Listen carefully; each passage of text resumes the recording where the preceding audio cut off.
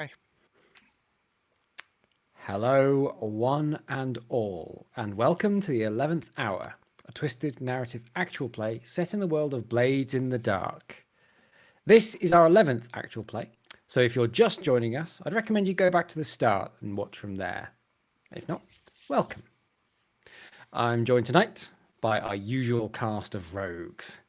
So please introduce yourselves and your characters, starting with Sarah. Hi everyone. So tonight I'm reprising my role of Grimlyn. Grimlyn looks a lot like a very tatty kind of schoolmistress. She's got a long skirt and tight waistcoat. She has long dark hair and a simple plait down her back. And she wears a tight waistcoat and has a shawl that she wears around her shoulders and a very tatty, dirty looking straw boater hat. Lovely. Thank you very much. Next, Kyle. Greetings and salutations, one and all. I'm Kyle, and tonight I'll be once again playing Vixen, or alias. Young individual, standing about 5'8", dirty blonde hair tucked behind a cap. Often found in a dingy corner of a bar, waiting and trying to pick up whatever local gossip there is. Lovely. Thank you very much. Next, Rachel. Hello. Yes, I will once again be playing innocent little Jellica, who goes by Jellybean to the crew. She's a young girl, very young child, who is very rich and very well-to-do. In looks, she has very nice, expensive dresses in pretty fabrics, but likes to spend her spare time leaving her mummy and daddy and committing crimes. Very good. Thank you very much, Rachel. And finally, Andy. Hello, I'm Andy. I will be playing Barkin Larkin tonight. An individual of undeterminable age, really, mainly because he's normally just covered in filth. He wears a large overcoat, a hat, and a scarf to keep him sort of warm from the cold of Duskvale. The coat is filthy covered in sort of dried wax that peels like scabs, and his fingerless gloves reveal the tips of his fingers covered in both ink and nicotine. He's kind of a occult scientist now, having just completed his very own workshop. He has, yes, indeed, in the Apollo Theatre, your wonderful hideout for the gang that currently still has no name, but hopefully soon they'll have a name. So, Doskvol, a city that never wakes. Oh, there's activity aplenty, but the dim twilight permeates all demeanours, leaving the city with a muted and hushed tone. Dark alleyways, deep shadows, and eyes watching from all directions. When opportunity strikes, even the hardiest of people can go missing. It's always hard to know who you can trust in Duskfall, because most people are only really out for themselves. At your respective residences, rooms, bedsits, hovels, alleyways, you each receive a note written in Sark's shaky handwriting. The note simply says, "Meet Base." And when you gather at the Apollo Theatre this day, your base of operations, you find it largely empty, save for a table on the stage. Upon that table, a large box wrapped in decorative red paper. A purple ribbon wraps its way around the box, meeting in a bow on top. And that is where we start tonight, with you standing in the auditorium, looking at this box on the stage on a table. Whose birthday is it? It's not mine. Do you think it's I'm going to cake? go with It could be. How big is it? Oh, it's big. It's big. It's probably about about half a meter, sort of in all directions. Maybe a bit more. It's quite big. Sorry, Grimlyn, you were going to say something. I was going to say cake is not where my mind went to, but perhaps I'm too cynical. It's the first place your mind should go to. And as you're standing here having this discussion, you hear a clicking and a whirring sound. The ribbon slowly unties itself as if done by an unseen hand, and the box falls open, revealing a device within. One you've heard of before, but many of you may never have seen one. A wooden box with a wax cylinder on top and a large horn connected.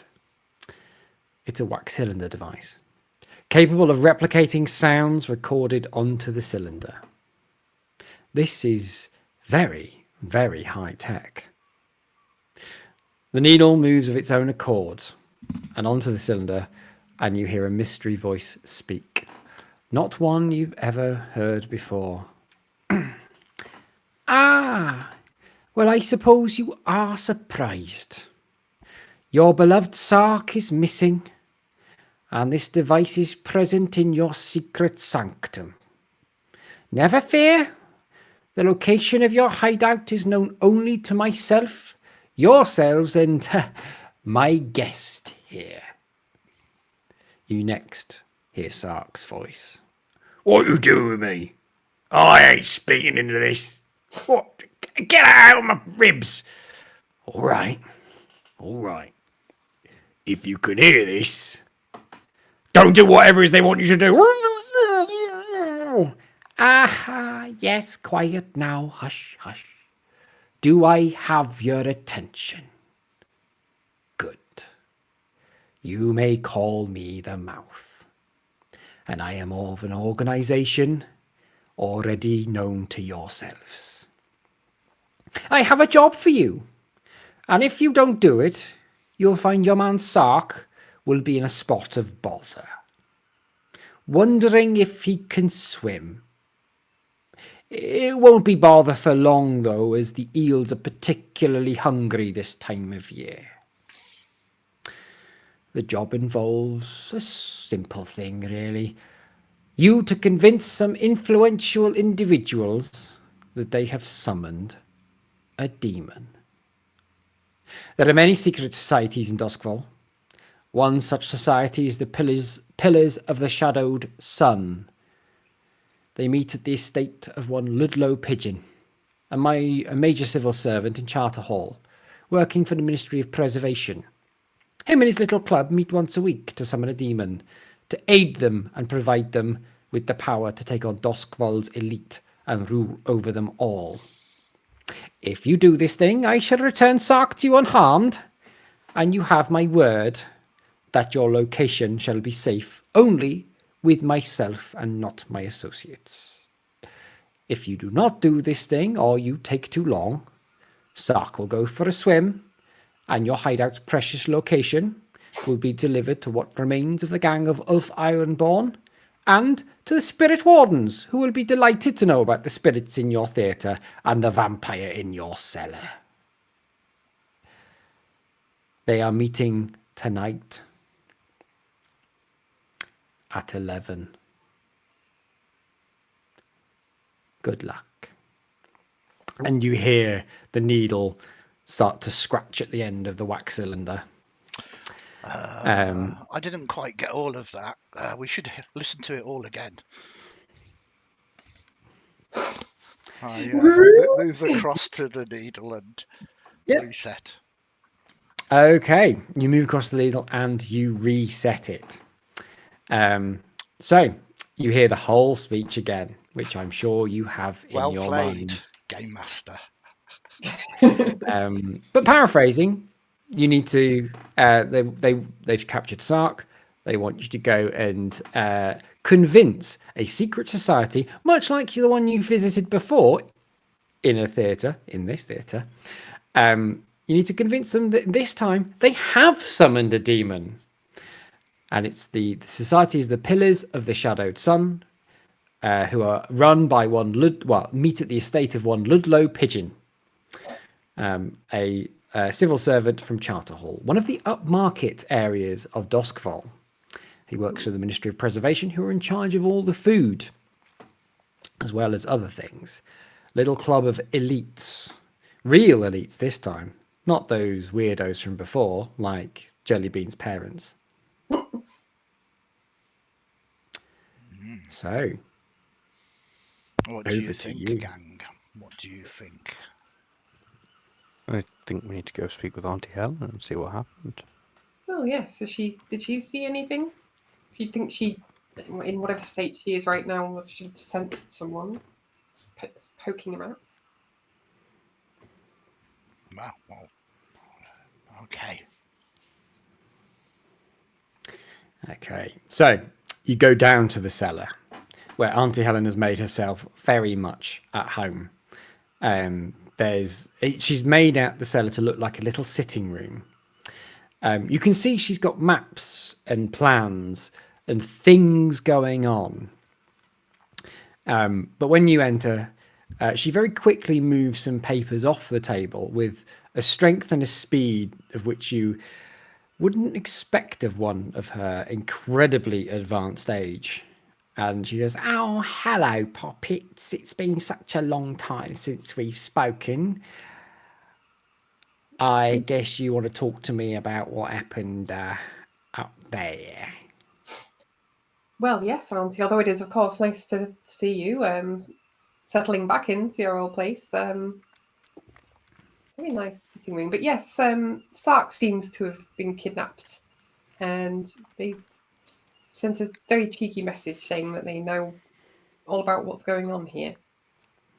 So yes, wondered if you've seen anything or heard anything or smelled anything.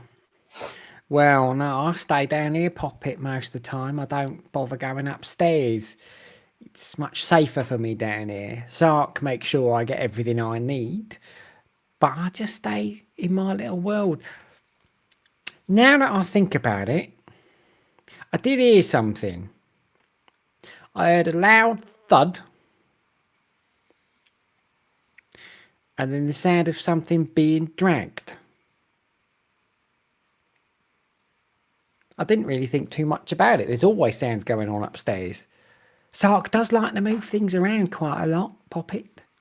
So for this intruder to know about you, presumably they must be guessing from what Sark brings in. You don't think they've seen you, or? Well, no one came down here, Poppet. I've been completely on my own. Okay. Well, we'll do our best to get Sark back, but they, of course, like everyone always does, want a job in return. Oh, yes, it's always an eye for an eye here. Surprised that more people ain't blind. You look like you had something to say, Vixen. Well, just a warning, if this goes awry, they've threatened to inform the spirit wardens of your presence here. Interesting, she says, moving to the side of the room and getting a suitcase out and putting it on one of the chairs. So if this goes awry tonight, then they'll warn. Okay. Can we see the papers when she moves? Ooh. You have to give me a roll if you want to have a look at the papers. Okay, survey, maybe? Yeah, give me a survey roll. That's a failure. So she kind of sees your eyes moving towards the papers and she's like, "Sorry, dear, these aren't for you." And she puts them in the bottom of the suitcase and starts putting some clothes on top of them. I'm not planning on leaving. You know, it's just, well, I need to make sure I look after myself because if the spirit wardens find me, I'll be for the chop, Poppets. You understand? And I can't be doing that. Got to make sure I stay safe. Hopefully it won't come to that, Auntie, but of course. But you say Sark's been kidnapped. Hmm. Well, whoever it is has got to be a powerful bugger to get hold of Sark. Because he's not one to go without a fight, so they got to use something powerful on him. Although, if he was sufficiently taken unawares, I suppose. Oh, yeah, yeah. No, I didn't say he's not stupid or distracted. Hmm. Could have been drugged by somebody he knows and trusted. Ah, that's an interesting thought. Oh. I mean, surely you'd let a friend in, wouldn't you? Hmm. They comes knocking at the door. Although it's still a very limited list of who we would expect to be at our hideout. Well, yeah. I mean, he goes out and gets stuff for me. He doesn't get things delivered, you know. Yeah. We don't exactly get the milkman here. Largely because I hate mushroom milk.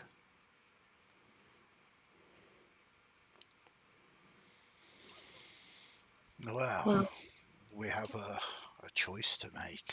Do we spend our time trying to find this mouth, or do we spend our time doing the job and then spend our time trying to find the mouth afterwards? Well, the job seems kind of easy enough, I suppose. Auntie, have you seen many demons? Only once, darling.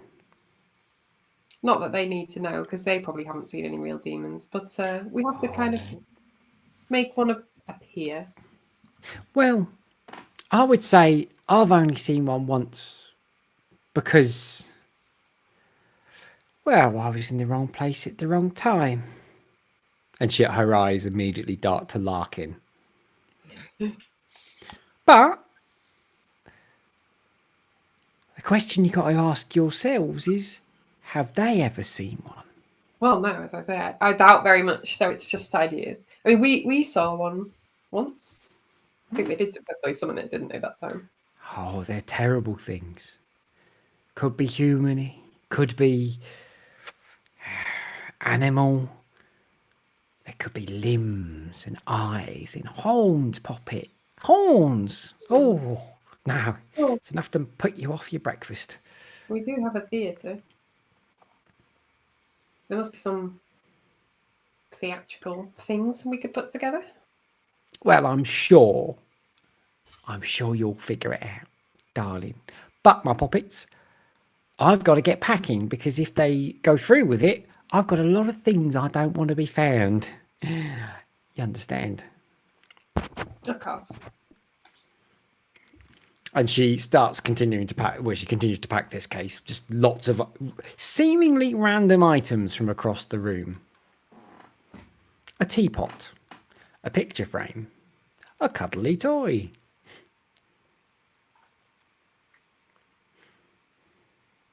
So you're left with the choice, as you said.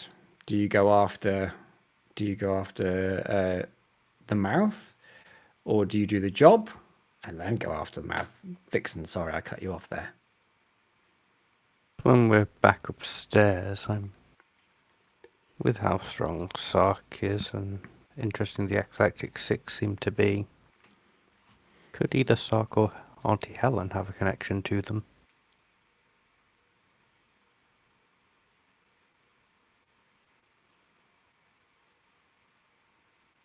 They seem to have picked us, well, let's face it, a non-existent gang. They are playing with us somehow. They can't seem to decide if they want to kill us, reprogram us, or have us work for them. So why? Yes, we don't. We haven't found out why they're targeting us. Like you say, it's flattering but unexpected.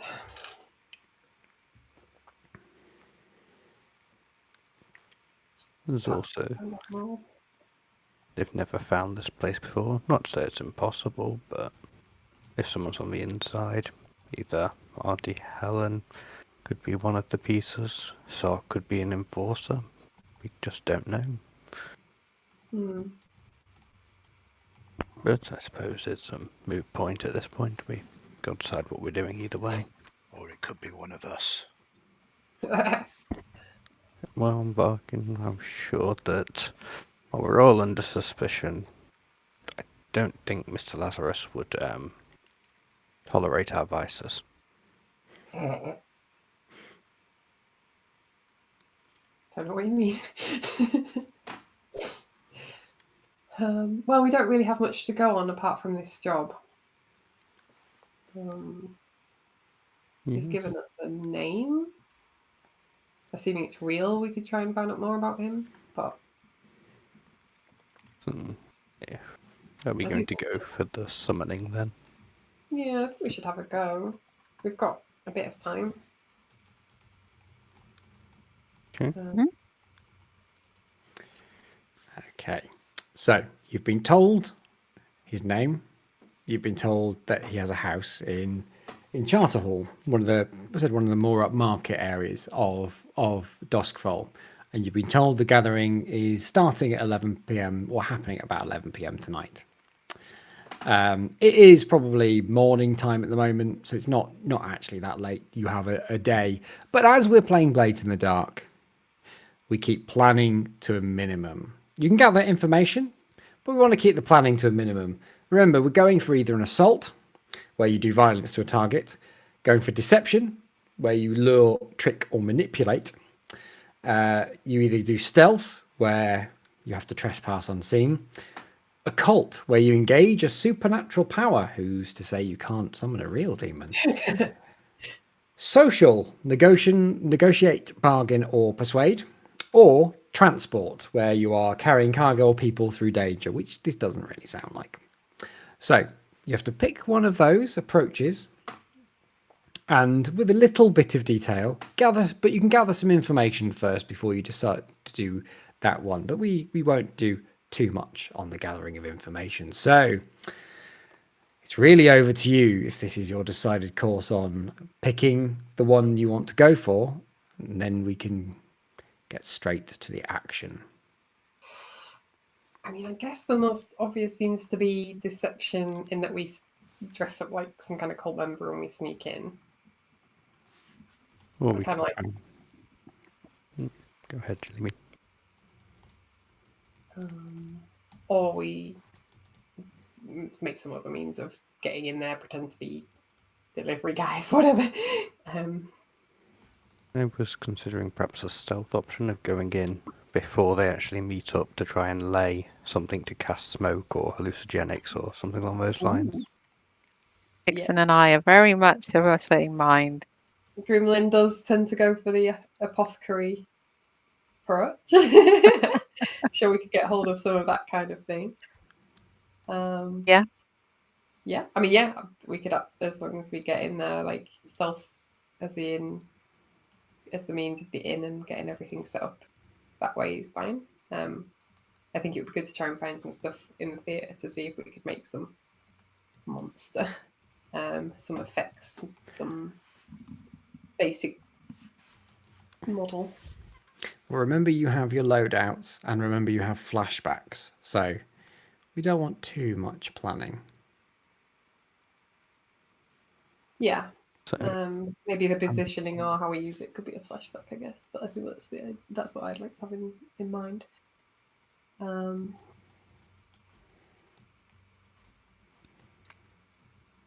suppose some information we try to know if we're trying to prepare anything, whether it's just where we're standing or which room they actually try and summon it in. So how to find that out? Yeah, Do we saw the previous summoning, obviously not the same kind of house, but I guess if they go similarly, we've kind of got an idea of how they tend to stand the flow, I guess, of the ritual, but we don't know if it's going to be exactly the same or not. So, this sounds like gathering information. Mm. So, I'm happy for you to know where the house is. So, if you've got that information, you want to try and get where they would do where the things take place. So how would you go about that? Who wants to give me a roll, give me a skill, tell me what you want to do to figure that out? If we're able to get in, which may be our role to figure it in, see if there's any pentagrams on the ground or anything along those lines, or perhaps hunting, setting an ambush, finding out a place that has heavier foot traffic, maybe the servants socially, to set up whatever food they're going to have at this summoning. Just throwing out ideas. Okay. I think the servants are a good way in to get the information. Yeah. You usually can persuade the servants to talk some shit about their rich masters. Oh, I wonder why that is. I could go and ask my parents, but I don't think they want to relive the experience. Are they still living in separate wings? They are living at separate wings still, yes. I particularly like Charter Hall. It's the site of the Bellwether crematorium. Whilst you do your talking to the mortals, I'll head there, and it's a place where the bodies recovered by the spirit wardens are incinerated. Not a pleasant place, but I might find some residual spirits, those that have not been entirely obliterated. Is it part of the same estate then, or just the area? It's the same district. I don't know how close it is to this property. Well, I mean, the Bellwether crematorium is quite central. I know it's kind of off to the west, really, of the area, and this guy's house is more off to the eastern side. So we'll start with Barkin Larkin then. So you want to go to the Bellwether crematorium.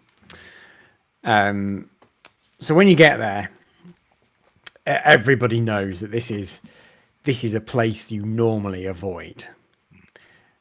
Standing around the Bellwether crematorium, guarding it, moving in and out, are the spirit wardens, masked individuals that wear heavy robe or heavy cloaks over their clothing.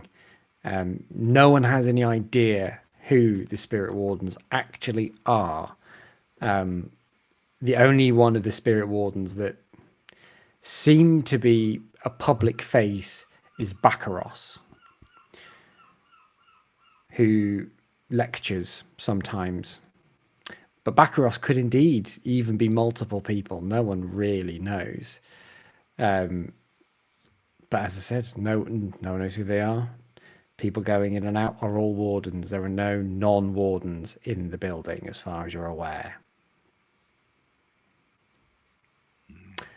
So, what would you like to do, Barkin Larkin?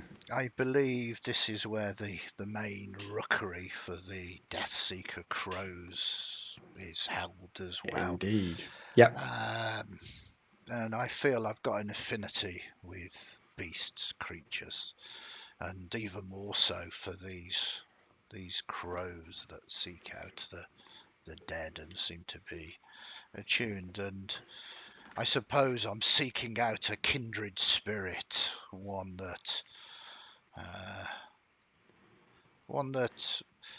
is feeling perhaps not happy with their duties, and perhaps might well be looking for a way out, or someone of a similar mindset. I mean, I know these are just crows, but they are attuned to the spiritual world.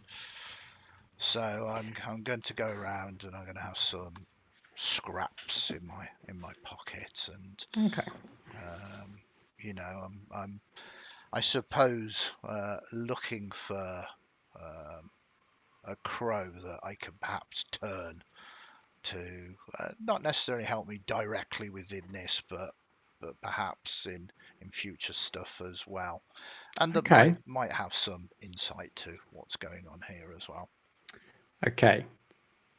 Gonna have to give me a roll for this. Choose Yeah. one of your skills. I suppose study or attune, but they're kind of both the same anyway.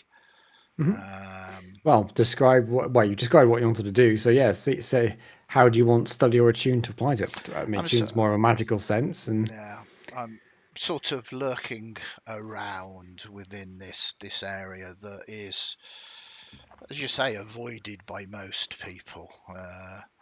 I myself, in my big dark coat and my hat down over my face, it's a tricorn, so somewhat pointed. Not quite a plague doctor's mask in any way, shape, or form, but could well be sort of misinterpreted as almost a beak if my head is down, and I lurk through the mists and throw out some sort of crumbs, and I speak, whisper, the way that I perhaps would have done to dogs, but this time instead of barking and it being uncontrolled, I lean into my supernatural knowledge and see if I can draw the attentions of anything. okay. And unfortunately not. Not this time. You don't know whether it's because the crows have just been fed. You don't know whether it's because they're not receptive to you. But as you're moving around, it seems as though the crows are definitely staying away this night. They are in the rookery. You see them flying out. There's some of the Death Seeker crows flying out to when the bell tolls. And it does toll every 5-6 minutes, really. But none of them seem to be flying down to you. They all seem to be keeping a very wary distance, as if they've been warned not to go out unless it's necessary tonight. So I sense a ill omen, perhaps. Yes, very much so. I, It's not that you were doing. Again, it's not that you were bad. You were doing very well, but yeah, that's. I curse heavily about the waste of the food, and I pick it up off the dirty floor and start eating it. Lovely, lovely. So whilst Barkin Larkin's doing that, what about the rest of you? Any information gathering you want to do to help you make your decision on which method of ingress you want to take? While we're speaking to the servants, do you think? I think that's more of a flashback, actually. Never mind. Yes, we'll go speak to them. Shall we? Jellybean, do you want to be saying something along the lines of, we want a different canapé with tonight's meal? Have them rush off to get it and make sure they've organised it for the right room. Treat them as though, well, they're servants, they can't do anything right, can they? Oh yes, always happy to do that kind of thing. Well, at the moment, you know where the house is, but you don't actually have a way into the house.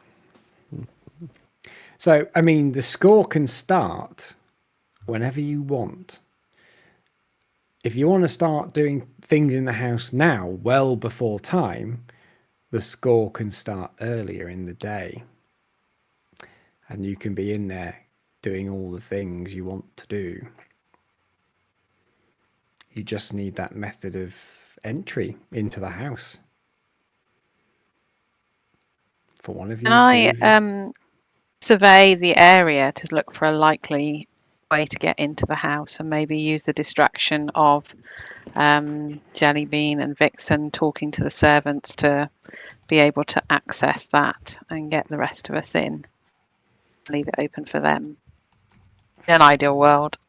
Yep. So you can look for a way in. So yeah, give me a survey roll, and I'll lay out the house to you. Oh, I don't have survey. Prowl, Oh dear. but not survey. Ah, Well, roll 2d6 and we'll take the lowest. Uh-oh. So that's double sixes. Now, unfortunately, that's not a critical because you don't have that skill. But 6 is still the best score you can get. So, on a 6, you find yourself looking at the house. You realise it has a basement. So this is a terraced house, a very very nice terraced house. In the middle of the terrace, it has, from what you can see, 5 floors with a basement as well. So in the cellars, you would assume that there's kitchens and the like. You can see stairs down to the cellar. There's a cellar entrance. There is also a lane in between the houses, so you can get round the back as well. Not that these places have much of a garden, but they've got a small yard, which you can have access to as well. On the ground floor, you can see curtains open. In the day, you can see the electroplasmic lights lighting up a reception room, a drawing room. First floor, you can see just about make out what look like bedrooms on the front and the back. The second floor, all the curtains are closed. Third floor, you can see more curtains open, but you can't quite make out what the rooms are. And the fourth floor is kind of combination with the roof. I think like a Parisian kind of building. And that's normally where the servants would be. There is a big chimney stack. There are windows all up both the front and the back of the building. There are also balconies on the front of the building, although they're not full balconies. They're more like Juliet balconies. So yes, that's kind of what you see. There, in theory, you could get up on the roof, and you think that you could go through the roof to get, through the servants' places in the roof. If you were able to open the windows or the front or the back, or there is the cellars where there is a doorway into the cellar, and there is also like a food and coal hatch as well, like for deliveries of various goods. The coal is no longer used; it's all electroplasmic stuff these days, but there is still a coal hatch from before the that sort of thing was about.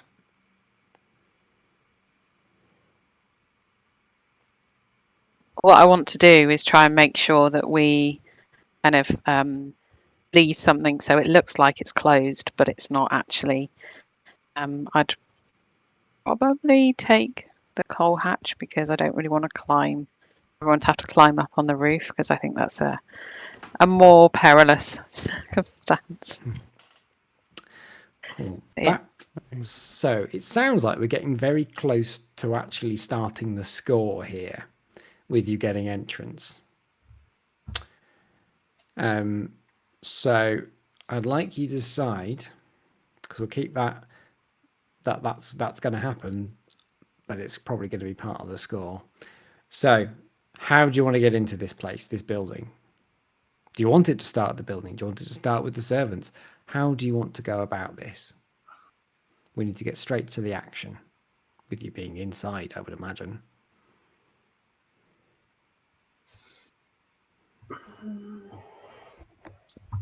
So I vote for stealth. We're going to get in there and set everything up. I'm not particularly good at stealth, but that's the way that it seems.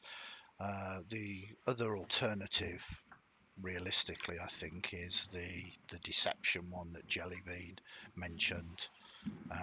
That gets us into the house, but fundamentally they know we're in the house then as well.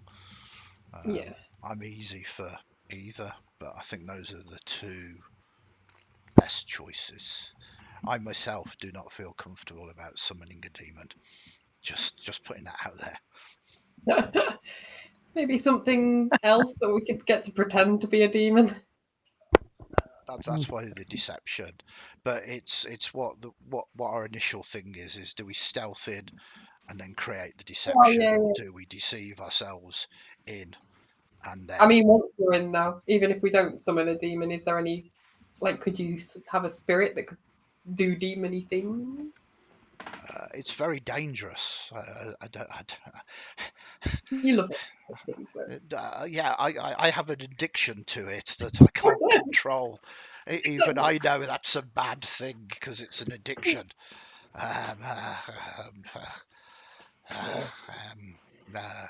kind of shake a little and take another swig from my flask. I think stealth or deception, but down to it's none of my skill sets, so it has to be over to you to decide which one. I'd quite like to go deception. I think putting something inside the foods might aid along with what other deceptions we can do. If we can come along with, say, a tray of cupcakes and say these have assisted, must be put in centre place, that we've drugged beforehand, sort of thing. Go to the servants. I mean, yeah, I think we could still go distraction. either stealth or deception getting in. I think the stealth is almost a good idea because then we've kind of got free reign of the house. But I definitely like the idea that once we're in, we set up a lot of deception. We set up the hallucinogenics. We've got some stuff prepped to make it look scary. We could always leave some stuff outside if we can't get it in just yet that we could bring in later in a bush or something. But yeah, it's whether we then we take that deception approach of how we get in, and then there's Barkin says they know we're in here, and we somehow have to have the authority to say, yeah, put this in the food or whatever, or we just try and sneak around and hope that nobody in this whole house sees us do all this stuff. So, and can I just clarify? This is to the game master. Yep. Our objective is just to convince them that they've summoned a demon. That's so they go away happy in effect that they've achieved what they've achieved. That's what our objective is. Yeah, cool.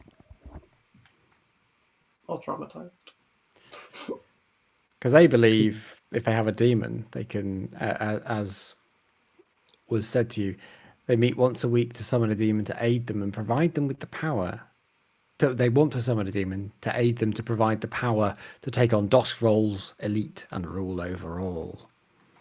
They have ideas of power, and they think summoning a demon will help them with that, like a lot of foolhardy individuals. Yeah, so I think we're going to go stealth, and then we can do deceptions later if we need to. I'm fine with that. Yeah. Stealth to get in, set up some stuff ready to make it dramatic, and then come and go as needed. Okay. So what's your point of infiltration? I would probably prefer something lower down, possibly the coal entrance. That would be my primary goal. You're our resident expert, so yeah, lead the way. Lovely. So being all shimmying up some kind of drain pipe. Loadouts. I'm actually going to do this at the right time this time. So we're going to go around and get all of your loadouts. Remember, it's light, medium, heavy. Depending on what you take, depends on how easy it is for you to move around, your agility and that sort of thing. Remember, you're going in. To clarify on this, if we went, say, heavy to take lots of stuff in, but then we put some of it down in places for later, are we still overburdened? Or as you use things, I'm happy for you to transition to sort of lighter loads, but you'll have to declare what those things are and take them off your load if you want to force them into reality. At the moment, as usual, they're just items of load. They could be anything. But to remove them from your person and place them somewhere, that's for you to actually use them and bring them into being. So, decide on your loadouts. We'll go to Grimlyn first. What's your loadout? I'm going to go heavy load today. Lovely. Vixen. I'm going to go medium. Very good. Jellybean. Heavy. Heavy. Oh, well, that's gonna. What does that look like for Jellybean? What does a heavy load look like? Yeah, I mean, it's probably not as heavy as everyone else's heavy load, I guess. Is it a knapsack, saddlebags? Yeah, I don't know. I mean, I would have said it would be like a cart, but like that's not very stealthy, is it? Yeah, it's gonna have to be some kind of big duffel bag, like I'm going to rob a bank. Yeah. So you have this massive duffel bag on your back that is really, yeah. I mean, you're a strong girl, but yeah, this thing's big and might cause problems for you later. Let's find out. However, Barkin, Larkin, what are you going with load wise? Light, Light. very light. Oh, now this is a turnabout. More or less just got an empty bag. But I've got Okay. a big bag that could carry a lot of stuff. But it's empty. Well, we've done loadouts. Now we need to do the engagement roll. So this is where I turn to look at my dice roller for a moment. So you get 1d6 for luck. Is the operation particularly bold or daring? Yeah, I think so. Is it overly complex or contingent on many factors? Ooh, well, I don't know. Quite complex. We're planning to sort of drug people, should make them see things, make them. And we'll take a dice off then. Does the plan's detail expose a vulnerability of the target or hit them where they're weakest? They want to believe they're able to summon it and can perhaps exploit it. Very good. I'm happy with that. Have you got any friends or contacts that can provide aid? We all look I at mean, Grimlyn. Your pharmacy friend. That poor friend. At this point, you might as well like apprentice with her and just. And I have been trying not to rely on her for, controlled substances recently. So make friends with other pharmacists. yeah. So we take one off though because of Barkin Larkin's adversary, the demon Sitara, who is always ready to mess up your plans. We need a demon. Do you think it would be a plus, Barkin? Oh, you're muted, I think. Oh, yeah. It's never a plus. No. Thank you for your honesty. That's okay. Any other elements we want to? Do you have any other friends that you think could help you? Any other low tier gangs that could help you? Maybe. Just had a really crazy thought. Do it. Well, if we had sufficient makeup from the theatre, perhaps we could use a few of the people from the homeless people to, when we summon the demon, make it look like there are undead creatures trying to get in the house. I think you have earned yourself an extra d6 as you have additional contacts that can help you should you wish to. I look forward to you convincing them in that flashback. Maybe not you though, Grimlyn. Yeah, probably not me. If anyone's going to get people to do that, it's probably going to be someone that's very good at showing people the point.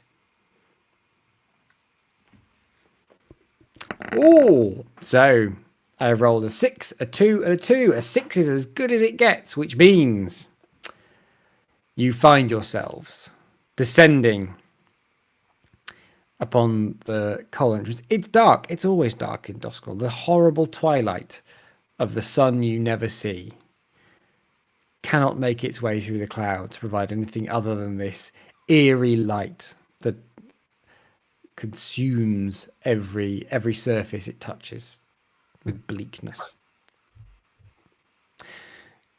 You find your way to the coal chute, and you find that it is easy for you to get it open, actually. It hasn't been used in a long time, and it's a strategic point of weakness.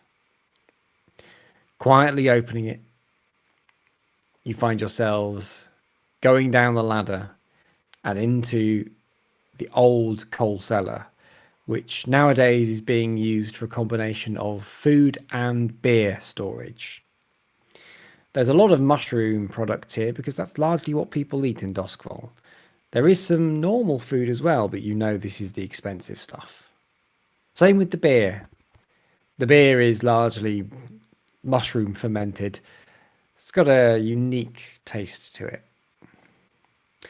But you, all four of you, find yourselves in this basement, ready to go in the house.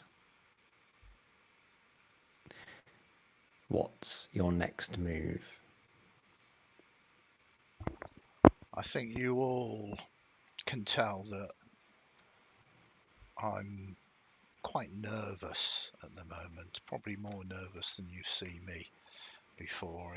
This job has touched a nerve to me, and my instant actions here are to imbibe some spirits from the shelves as I start opening up a bottle or two and drinking it down quite heavily.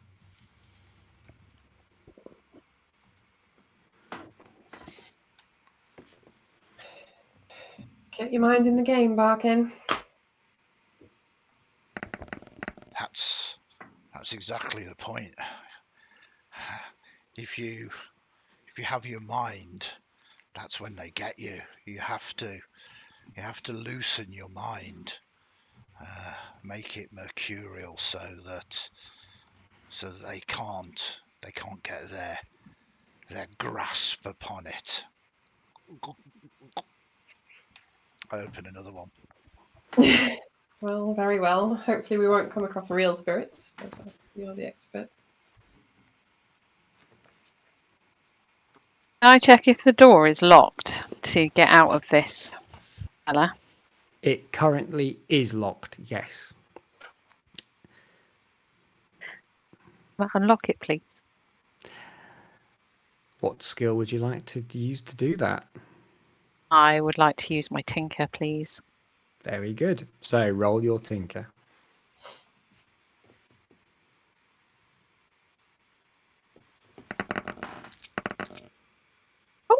Oh, well, I have to Sure, take why the it rolled first twice. But no, there's a 6 in both sets. A 6, a 5, and a 1 in the first set, and a 2, a 6, and a 4. But we'll take the first set, 6, 5, 1. Well, 6. That is a complete success with no complications. Very good. You definitely picked the lock from this side. It's clear it wasn't designed to be locked from this side, from the inside. But with the various tools and tricks you've got, very quickly you hear a very quiet click, and the door can be opened into a very plush tiled corridor beyond. Electroplasmic lights on the wall provide these corridors with the reassuring glow of the inside of any house here in Doskvol, the lights humming and buzzing away. You can hear the sounds of humming coming from down one corridor, and what sounds like from that same direction, porcelain and metal on porcelain clattering and clanging. Potentially it's a kitchen. You see in the other direction there's a set of stairs leading up. Okay. Doesn't seem to be any other rooms down on this level, just some kind of kitchen, possibly. I'll kind of look at everyone and sort of motion kind of up the stairs and look for them to kind of let me know if they agree. The second floor seems the most likely one. I believe that was one with the closed curtains. Yeah. Hmm.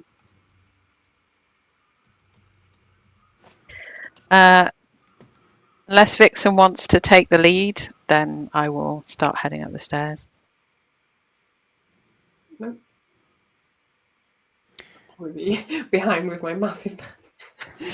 I'm happy So- to lead if you wish. I can try and discover the locations of the people as we go along. Okay, so how are you going to do this, Vixen? We're going to need a skill roll I mean, you're moving through a house where at the moment you're trying to stay stealthy. So, how do you want to do this? I think hunt might be appropriate if we're tracking where the people are so we can avoid them. Okay. Give me a hunt roll then, please. D6. Ooh, a 4 is a success with a complication. Now, I'd like to remind you, before you roll, you can decide to help somebody else. So you can take 1 stress to give them an extra d6. Remember, you can push yourself so that you take 2 stress, but you give yourself an extra d6. These things can also be used in combination. You can do a group action where you are all trying to achieve the same thing. You all roll the same thing, and the person that leads the group action takes the failures. You can also ask for a devil's bargain, where I can give you extra dice, but something bad will happen. So, with a complication, you move out of the room. Are you getting people to follow behind you as well? Yes, I expect so. So you move. Are you going towards the stairs to go up into the house properly? Yes. So you move to the stairs to go up. You get onto the main floor very, very quickly. And as you're all gathering on the main floor, you're moving very, very quietly indeed. But there's just a moment where you knock one of the tables in the hallway, that you end up in this plush hallway. And by knocking the table, you've caused a little bit of a clatter. And you hear coming from a side hallway, "What's that? Somebody there? Is that you?" And you can all hide fairly quickly out of sight. But it's going to start a clock called Discovered by the Servants. And that clock's going to have 6 segments, and you have just got 1 segment filled in. Okay. So, where would you like to hide when this happens? I'm not going to make you roll for it. You've got a few options. You can either go back down the stairs again, or there's like a cupboard under the stairs going up that you can hide under, or you can go into one of the rooms or into the cloakroom. I'm going to chance going into one of the bigger rooms. Okay. Grimlyn would go for a cloakroom. Maybe take the opportunity of hiding to try and rifle through their coats for some keys. So Okay. yeah, why Very not? good. Owner. I'll Let's go go. upstairs. Where are you going, Jellybean? Sorry. Cupboard under the stairs. Cupboard, stairs, and what about Vixen? Where would you go? I'm assuming there's plenty of room, probably the cloakroom as well. Brilliant. So we'll start with Grimlyn and Vixen in the cloakroom. You move into this cloakroom and you realise that there are a great many coats in here already. A lot of them all seem to be very similar, very kind of posh coats. There's a set of men's coats, very form and functional, and a set of ladies' coats that are all fur and frippery. Tells you a lot about the people that own them. There is, however, a cloak that's in a very different style to all the others. In a very different style to all the others in here. It's quite a light, lacy kind of cloak. It's got it's sort of velvety, but there's a lot more lace work on it. Very different to the other cloaks and coats in here. But you want to rifle through things. So give me a roll. Figure out what skill would you like to do to see if you can find something good. I don't know. Vixen, are you also going to join in? If you want me to, if not, I'll keep an eye on the door. No,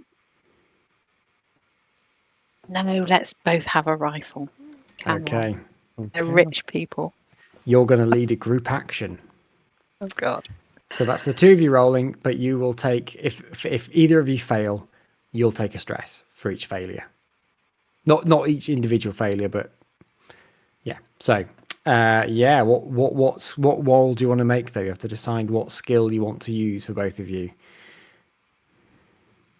I think I would tend towards the kind of dexterous, kind of pickpockety style of kind of going through pockets or kind of feeling for particular things. Yeah, that's what I would choose. Very good. So what's that going to be? So I was thinking finesse. Yep, that makes sense to me. Roll. So both of you, please roll finesse. Let's have a look and see what you get. So that's a 5 from Grimlyn. So that's success with a complication. Oh, and a 2 and a 6. So no skill. Oh dear. So Grimlyn, you take 1 stress from the failure from Vixen.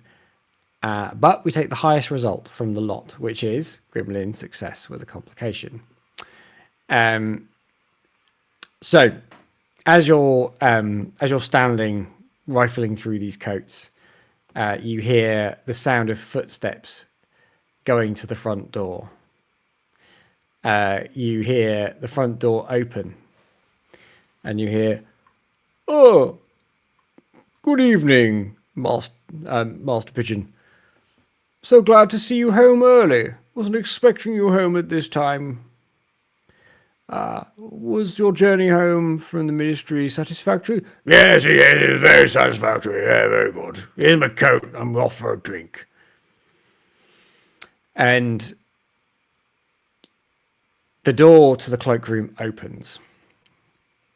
And a man who is, for all intents and purposes, the most butlery butler you've ever seen. He's got the waistcoat with sort of a yellow and black stripe, sort of a horizontal stripe pattern on it, a big cravat.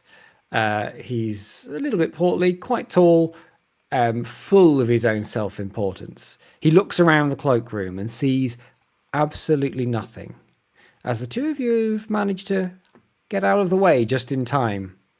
But he looks around as he gets a hanger and hangs the coat up and puts it up and just kind of, smells a bit like spirits in here. And old. And dust. Mustiness. Must get the boy to clean this out at some point. Yes. And he closes the door. Discovered by servants has gone up to 2 out of 6. But you succeeded, which means, yes, you have riffled through these coats and you have found a set of keys. And, should you wish to take it, 2 coin. They're just in pockets. Oh. Yeah. Even coins lying around. What's that about? Yeah, of course I'm going to take it. They're rich people. What is coin to rich people? Yeah. Way of keeping score. So yeah, you've got a set of keys and 2 coin. Very good. We now go to Jellybean. Jellybean, you are in the cupboard under the stairs. The cupboard under the stairs doesn't go anywhere. It's under the stairs going up. And there's some looks like rough kind of sporting equipment. It looks like someone has tried to play croquet in the past and that sort of thing. Is there anything you'd like to do in this room? Anything you'd like to find, or anything you'd like to do? Well, is there anything interesting in here at all? So there's lots of junk.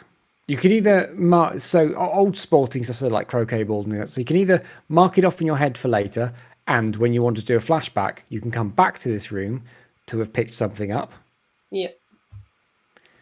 It will count as one of your load, but you can come back here later to pick something up if you wish.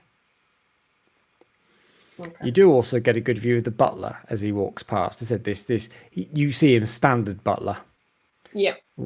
And as he's moving away from the cloakroom, he goes back to the door.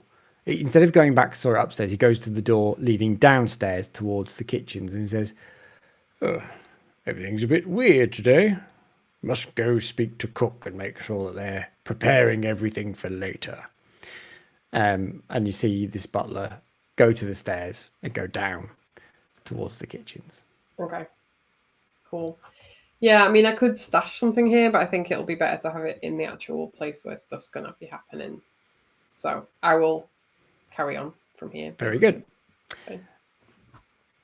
Barkin, Larkin, you went into one of the bigger rooms. You found yourself in a very, very nice reception room. There are there's a chaise longue, there's a couple of sort of wooden furnished upholstered sofas or settees. There's an individual armchair. There's no bookcases on the wall or anything like that in the reception room. There is a very large mirror over a fireplace. Again, there are the electroplasmic lights on the wall. But you do notice, however, that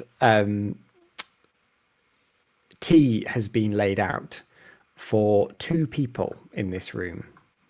You see cups that haven't been taken away yet. Okay, so does it look like I touched the teapot? Is it full? Is it warm? Does it look like someone's coming in here to have tea, or that they've had tea and they have left the room? So the teapot is cooling. Cooling. It looks like they've had tea. Given the state of the cups, Yeah. It looks like they've had tea and left the room. Okay. You've mentioned that there's no books, which is the first thing I was going to be looking for. Is there any esoteric iconography in here in terms of statues, or maybe the frame of the mirror is designed in a certain way? I'm just looking to see if there are any links to the kind of demon that they might be, or that kind of thing. If there's any esoteric presence in this room. Very good. I'm going to roll a fortune roll. Very good. So there are statues. There are 2 statues in this room. There's one of a cat-headed human. And there is one of and this one's a bit weirder. You wouldn't have thought this is the sort of thing you'd have out in public, because I rolled a 1 on the fortune roll. They're clearly not thinking too smartly here, because this statue it's of a crow with a dog's head. So it's a winged dog, but with a dog's head with a crow's body. It's a crow's body with a dog's head. So you've got a statue of a cat-headed human, and a statue of a crow with a dog head. You do know these are both very profane statues. These aren't normal things. Yeah. Do I know the names of these creatures? For that, you'll have to give me a roll. You happy with, I suppose, study as a knowledge roll, or I suppose study's probably the best. I'm assuming study is having knowledge of such things. I've also got attune, so I might have attuned to these things with my background. Whichever one you think is more appropriate. I think study. I've avoided demons, so I wouldn't really have spoken to them. But I certainly would like to protect myself from them, so I would have probably done a lot of reading about them when possible. So I've got 2 dice here. I'm not going to do anything other than lean into this for the moment. Got a 5. So you've got a complication there. Oh yes, very good. So the 2 statues.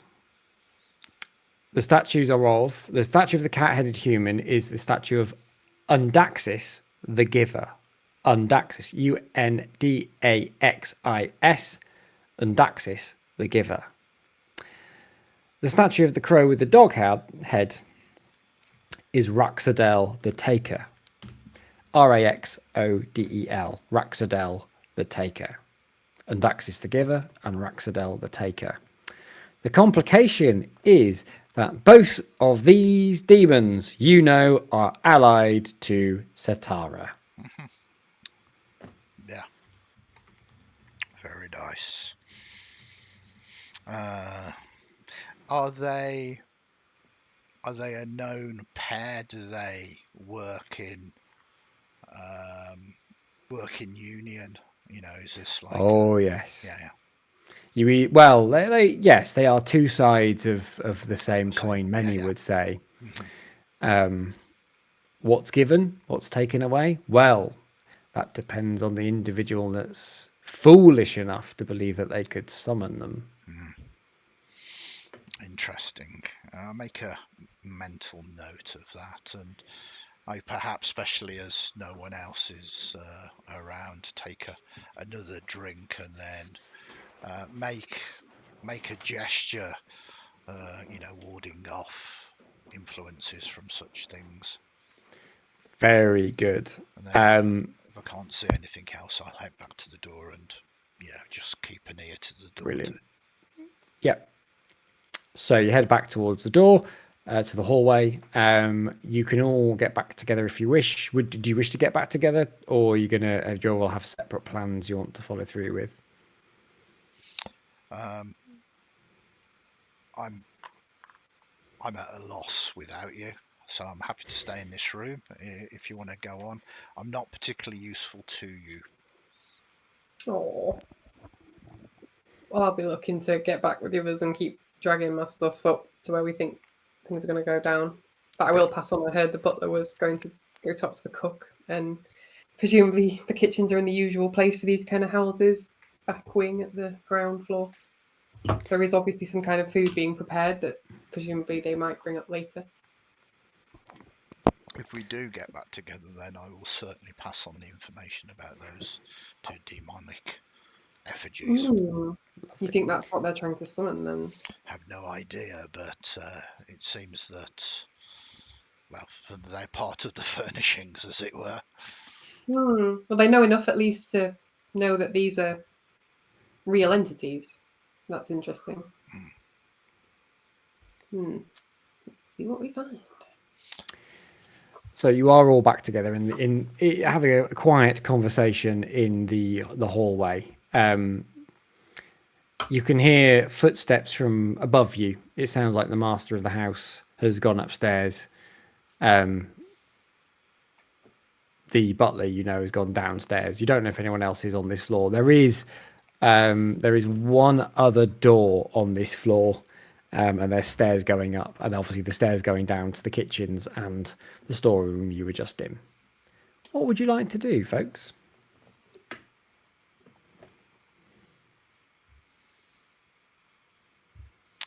Vixen, you're going to carry on leading the way, try and find us where we need to be. Okay, I guess we'll continue heading up then. Cool. How do you want to go about this, Vixen?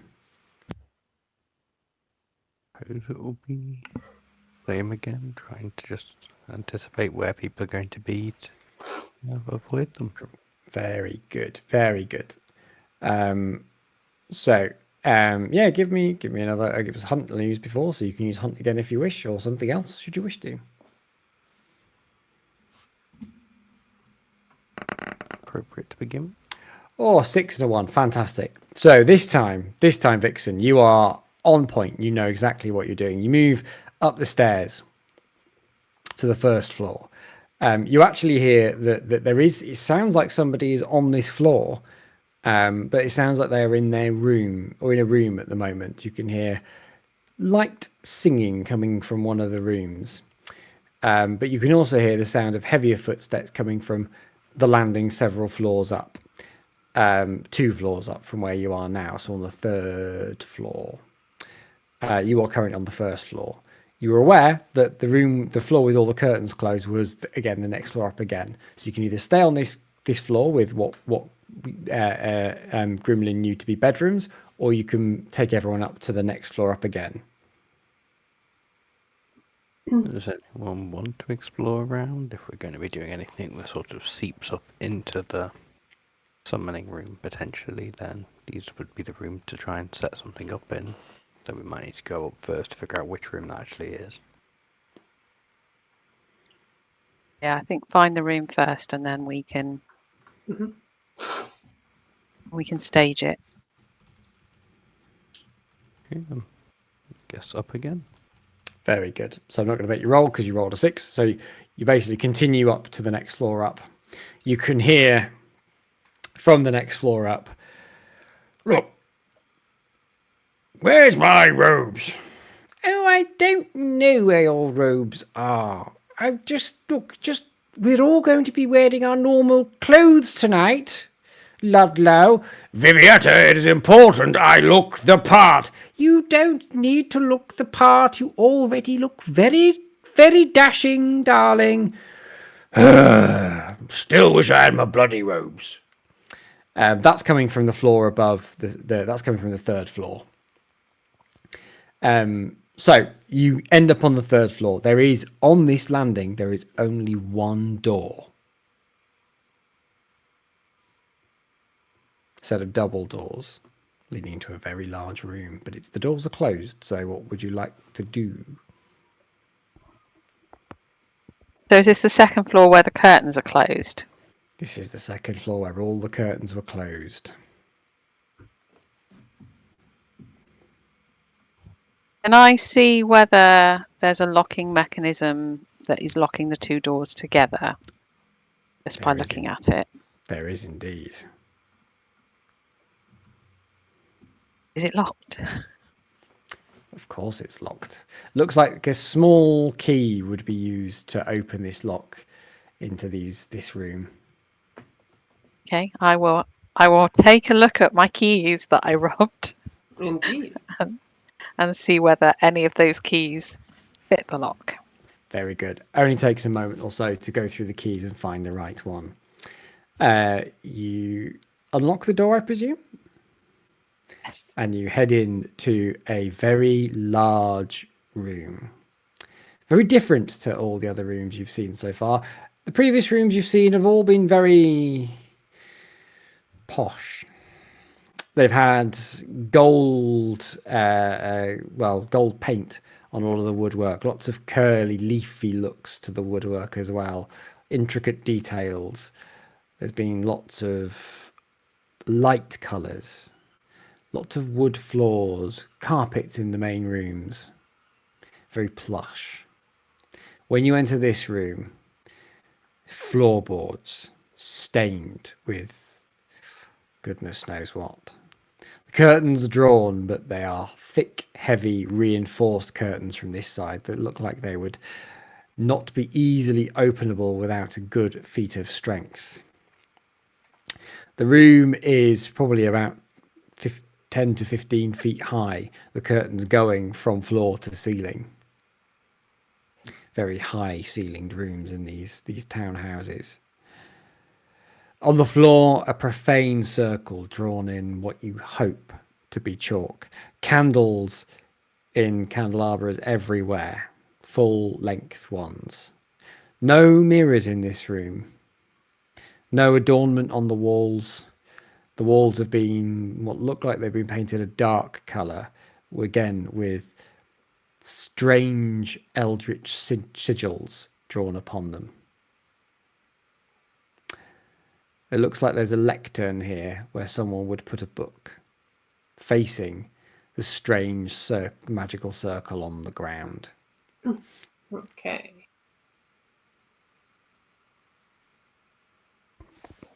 Can I check out the authenticity? Has this been done properly?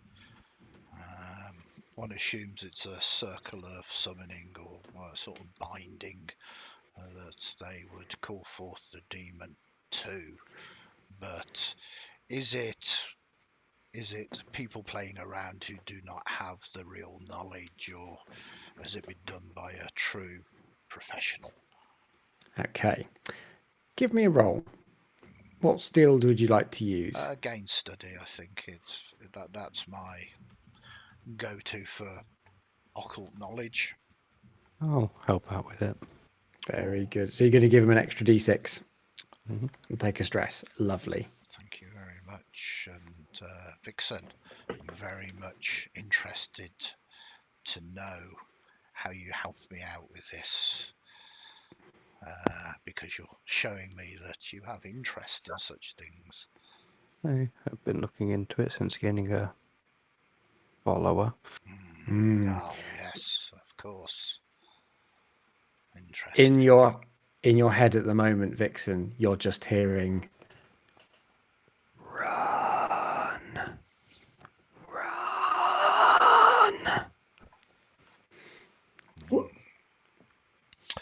The Okay. moment you got in this room. Sorry, Barkin, over to you. No, that's Roll fine. your dice, please. I'm all for scary things. So I've got 3 dice. I'm again not doing anything else to try and enhance it forward. A 6, a 3, and a 1. A 6 is an outright success. These people are close. They're clearly missing something. It looks like they've tried sacrifice. It looks like, judging by the blood on the floor, it definitely looks like they have been trying to summon Undaxis the Giver. But they're missing something. They're missing a key element. Much like any demon summoning, something has to be given. Normally it's blood. Normally it's the summoner's blood. You get the feeling from all the blood around here, if the summoner was indeed the man, the head of the house, you were certain that he hasn't been giving his own blood, because the volume of blood in here, he wouldn't be still alive. I mean, it's not me just thinking of this as Vixen is helping me. We're talking, discussing other practices. I perhaps lean down and lick some of the blood on the floor. It's goat. Yeah, there we go. You see, waste of a good goat, really. Yeah. So they haven't got the they haven't got the balls, to put it plainly, to do it properly. You think the demon won't come without the good stuff? Yeah, possibly. We're not here to make that happen now. I mean, there is a part of me that kind of wants to play around with this circle so that they do manage to summon it, and then they're all dead. Now, what exactly did the mouth say? I should have listened to it a 3rd time. I think it's just they have to believe they summoned it. Like, I guess if they did summon it, they'd believe it, all right. Well, I mean, yes, and if they got it Before they wrong, died, briefly. because is this, with our success there, is this a circle of binding? It's a circle of summoning. They maybe don't know about the binding part. No, I mean, Hello. no, we can't. Just in case it might determine our interference, or bad things happen, really bad things happen. But it is interesting. There's no book on the lectern, I'm assuming. Oh no, there's no book on the lectern. No. We could do crew with finding that book, knowing what's in it.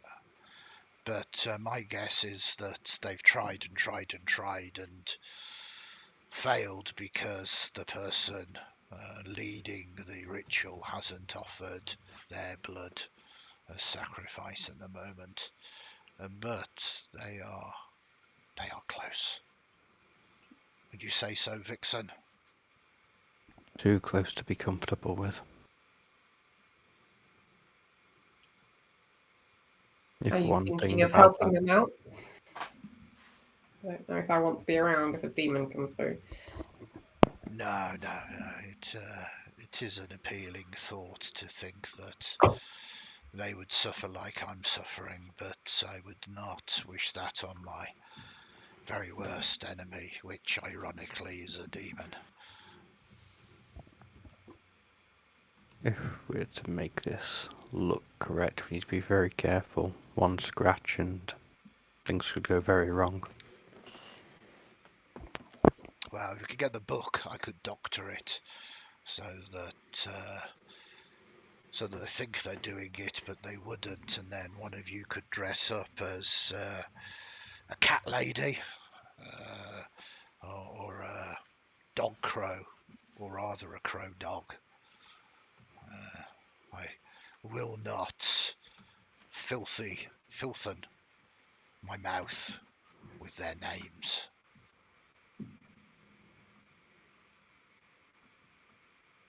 Or you can pump them full of drugs, Grimlyn, to make them think they've seen something. Oh, I think we do both, because if we give them something that opens their mind, they won't question the imperfections in any kind of disguise that we use for what we say is what they summoned. Yeah. They won't question it. All right. Well, as I am not particularly good at that, I think the disguise is over to one of you three. Well, I mean, we can disguise ourselves as well, but what I was thinking was I brought all this stuff, which was What some of stuff it at have you least. brought? I mean, that bag is so big. I know. I've never seen such a big bag as that. Exactly. Have you got a So kitchen yeah, sink in there? no, I think that would be too heavy. That might be extra heavy load.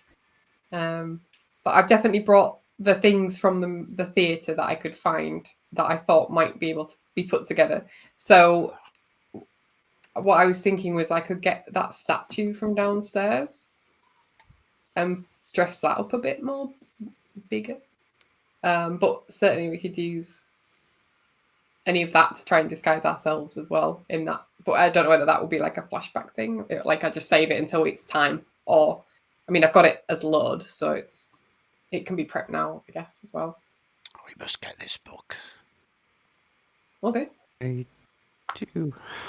Well, I have brought Onyx with me, if we would like to use him. And Onyx is currently a quivering lump in my cloak. If I unfurl it, it is a sizable hunting bat, about the size of sort of a chihuahua.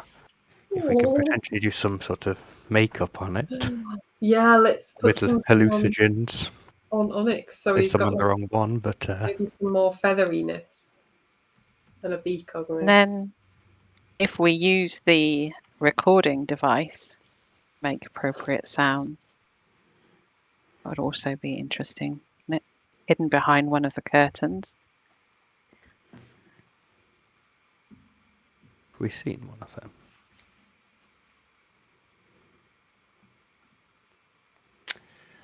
Okay. So, sounds like you've got a lot of ideas, but I guess the question is, what do you want to do first?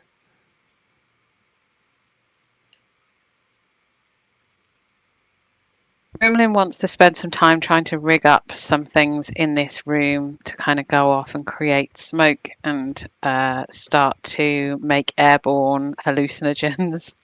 I am happy if people want to leave Grimlyn here to do those things while they go and find book or whatever else they feel that they need to acquire from the house.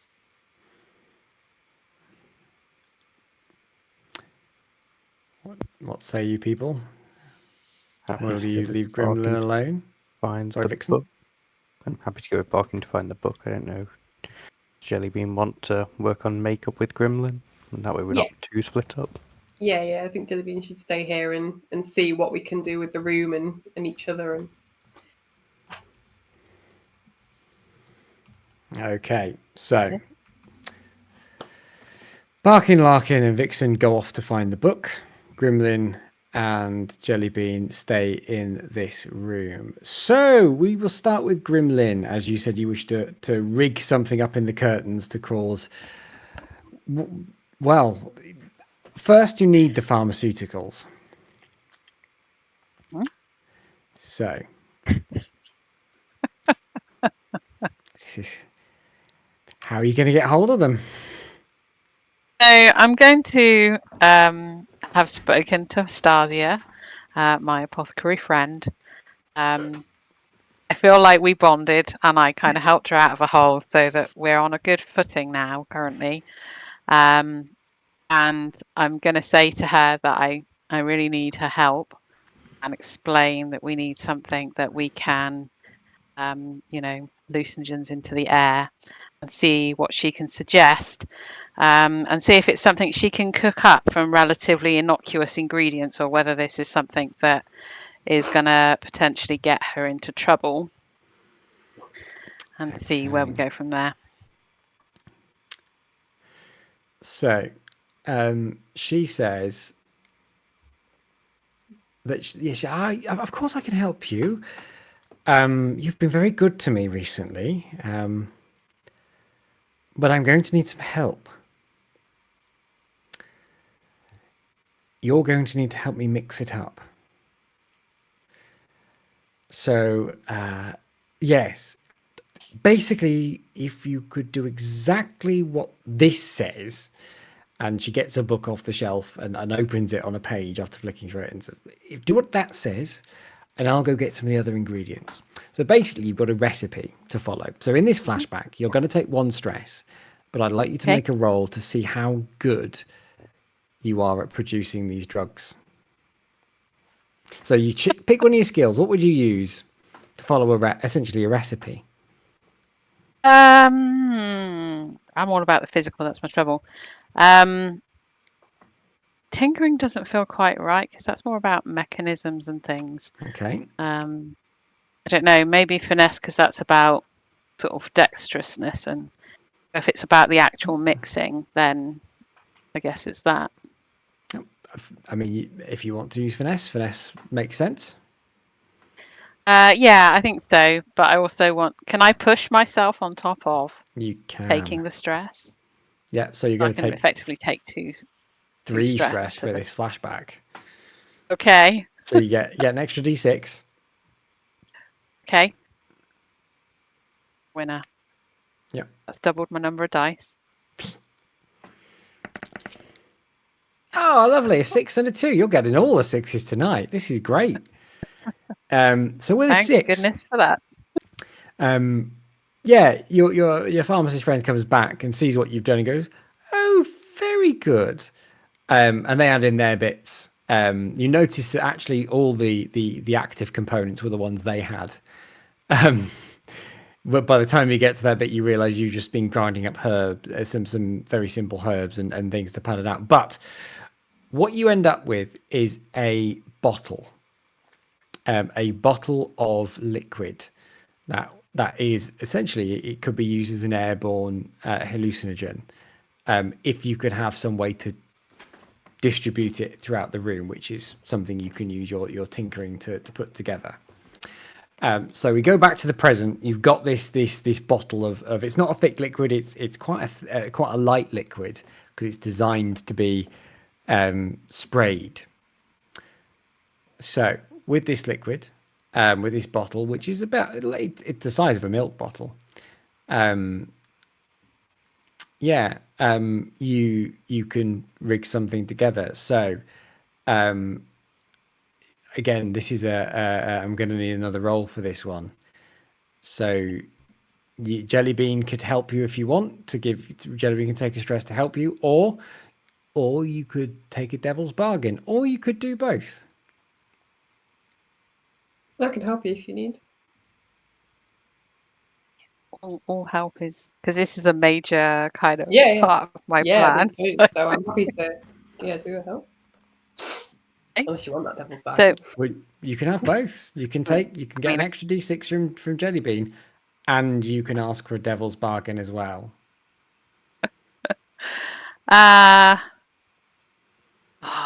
Go on. Who doesn't want to do a devil's bargain at some point? So you can have an extra D6, but you will get some of this airborne hallucinogen in you, and it lasts for 8 hours. This will be in you well into the evening, well into the night. Amazing. Okay. Let's roll those dice then. Roll them. Ooh, wow, that is interesting. 2 4s, a 3, a 2, and a 1 out of 5 dice. A 1, a 2, a 3, and 2 4s. So that is a success with a complication. Well. So you in the curtains, you've got all the bits and bobs you brought them with you. You need. I'll ask you to tick off a box of load for this. Tick off a box of load for this, Grimlyn, because you've got heavy load anyway. So, you get everything out and ready, and you put it together, assembling the various bits of apparatus that you would have thought of for this, and you connect the bottle. And the moment you connect the bottle, and you kind of stand back, there's just a quick moment where some pressure, some gaseous pressure is released, and it just goes psst, in your face, just for a moment. Now, how did you want this to trigger? Did you want it to be on a timer, so at 11 o'clock, or did you want to have some sort of like hide in the curtains, pull a lever, and it works? I think I would like it to kind of auto start at the same, at different time to the sounds that I hope that we're able to make. Okay. So you can basically set it, you can have like a clock attached to it so it goes off at a certain time. Yep. Cool. So you've set this time. Mm-hmm. The downside, the complication there is because you set the time, you are now unaware of what that time was. You set it correctly. So it's going to happen during the demon summoning. And it's going to happen, giving it roughly the amount of time you think it would need. But you're not aware right now because of the strange chemicals making its way through your body, the wonderful colors that are making their way through your mind, and the fact that there is a shining sun in this room, which is something you've never seen. So it's currently smiling at you and going, "Gorsh!" You are currently high as a kite. I'm gonna smile. I'm gonna stand there and smile up at the sun, like, "Yeah, you got it." So bright. So, as this young child is being exposed to all these things in Jellybean, what's Jellybean going to do in this room? Is now Grimlyn set everything up and is now just giggling, looking into space in this room. Slapper. I mean, if I can read, I can. Yeah. So you get brought back down. You can, Grimlyn, you can see the room. You can see things in the room. At the moment, you've got a fairly good grip on what's real and what's not real. But that may change as this thing gets later. There are weird things happening in your peripheral vision. You do still, when you were slapped, the sun unfortunately popped out of existence with a. But you're now aware of the room again. It's just there are things in this room that are not supposed to be here, but you logically know they're not supposed to be here. Oh, come on, let's do it's. Is it all right? Yeah. It's great. It's great. Look at that. That's weird. Okay, well, shall we go back up upstairs to the Upstairs. room? Okay. Upstairs. Right. Yes, let's do that. Okay. So where are you planning on going, Jellybean? Because you're currently in the demon room. So I thought we were prepping the food. No, you're prepping the demon room. Sorry. So, okay, yeah, we'll do that. So what is there any preparations you'd like to do whilst you're in here, Jellybean? Yeah, so I'm gonna get that statue from downstairs. Okay, so you're going to go down. Yep. If I can leave Grimlyn. Yeah, well, you could have done this while she was getting things set up pre-slap. Yeah. Okay. So, but you're going to need to roll for it though. Okay. You need to give me a skill roll to go and get it. I mean, if this is D&D, I'd say strength, which would be terrible anyway for me. Yeah, you could get it to I mean, the statue's about 2.5, 3 feet tall. No, about let's say 3 feet tall. So quite small for quite small for a bigger than statue. would fit in my bag, though. Bigger than would fit in your bag. You'd have to carry it. Okay. So either for the sneaking, for the carrying, for whatever do you think you want to do, which element you want to capture? Like to carry it carefully, finesse. Finesse, okay.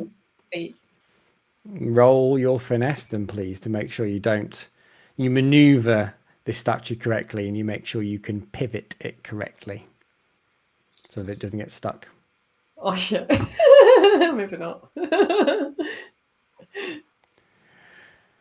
So you end up in a bit of a problem as you pull this statue towards you and it just goes and it's on you now and you're kind of like, oh no, I don't have this, I don't got this as it's pressing down on you and you're just and suddenly you realize that there is only pretty much one of two ways that this can go. You can either try and get it back on the pedestal, or it's going on the floor and potentially smashing. Okay. There is a greater likelihood right now it's going to go on the floor. Okay. I'm going to prepare and let that happen and be ready to try and grab some pieces. Okay. And run. So away. So the statue you move out the way and the statue clatters to the floor. I think for that sort of noise, I'm also going to increase discovered by servants to 3. Yeah. Okay. Smashes all over the floor, bits of statue everywhere. It was the cat statue, wasn't it? The person with the cat head you were going for. Yeah, whichever one Barkin said they were going to try something. Yeah, cat headed statue. So that drops to the floor and smashes. All that's left is fragments of it all over and the head of the cat. Yeah. Okay. If I take the cat head then and a few bits and stuff. Okay, cool. So you take that, and are you heading back to the room with Grimlyn? You hear coming from the kitchen stairs, what the bloody hell was that? Right, okay. No, you stay there. You stay there. So we now go across to Barkin, Larkin, and Vixen as they are hunting for the book. You're aware that the man that had called himself Ludlow, or had been called Ludlow, who this is his house, is on the floor above you. So what would you like to do? Vixen, don't know what your thoughts are, but he either keeps it close, locked away, probably in a safe, or maybe kind of in a study or library. What's your gut feeling?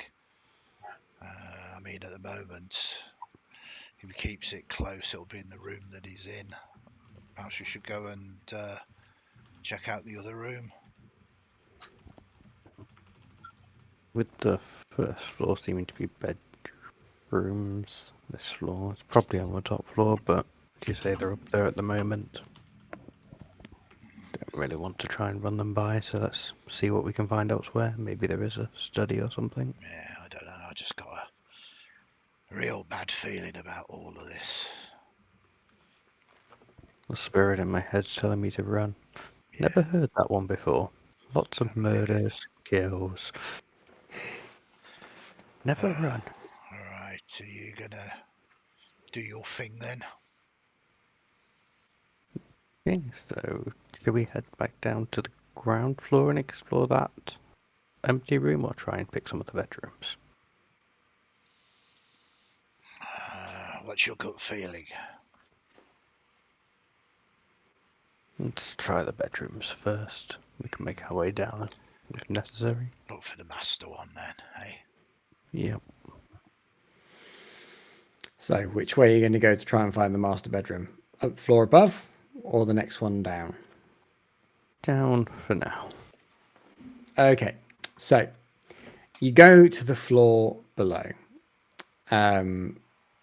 You can hear humming coming from one of the rooms, and you can hear snoring coming from another one. There, on this floor, there are 4 doors. Based on the room or size of the house and where the rooms are, can we estimate if one's particularly larger than the others? These all look the same size.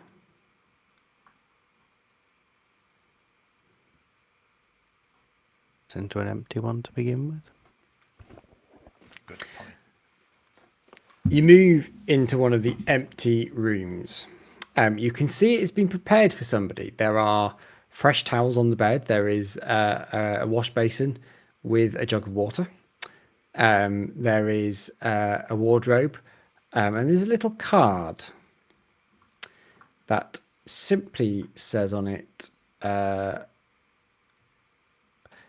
"Welcome, Wenderly Dendergast." I'm not going to expect you to write that down. So I have, for the benefit of those on Discord, put it in the live chat green room. So that's Wenderly, Wenderly, Wenderly Dendergast, Dendergast. I doubt if there's going to be anything in here, but this is good information. It's up to you whether we should search, but if it's just a guest room, it's a guest room. I agree with you, but if we can invoke the names of those actually there, it can give precedent to a higher power. Exactly my thinking, and I'll give you a wink. Okay. 4 rooms, so there's one more without someone in it. Should we go get the name out of that one? Yeah, I think that's useful. So you go into this room and it's filled with boxes and boxes and boxes, crates really, wooden crates and things. The bed is covered with them. The floors sort of got these boxes floor to ceiling. Smells a bit like dust in here. Very musty. Well, we'll check them out, just see if they brought a job lot of cultist robes. Unlikely, but you never know. As you check out the boxes, it seems that something they did buy a job lot of plates, candles, and chalk. I'll throw a few candles and chalk into my load. Very good. As you can see, I'm doing a reverse here, where I'm going from a light load to a heavy load. You are acquiring load, yes. Yes, indeed. Very good. Bugger. Well, we've got 2 occupied rooms down here, a snorer and a hummer. I don't think we're going to find anything down here other than names, unless you want to do a bit of deception as being a servant.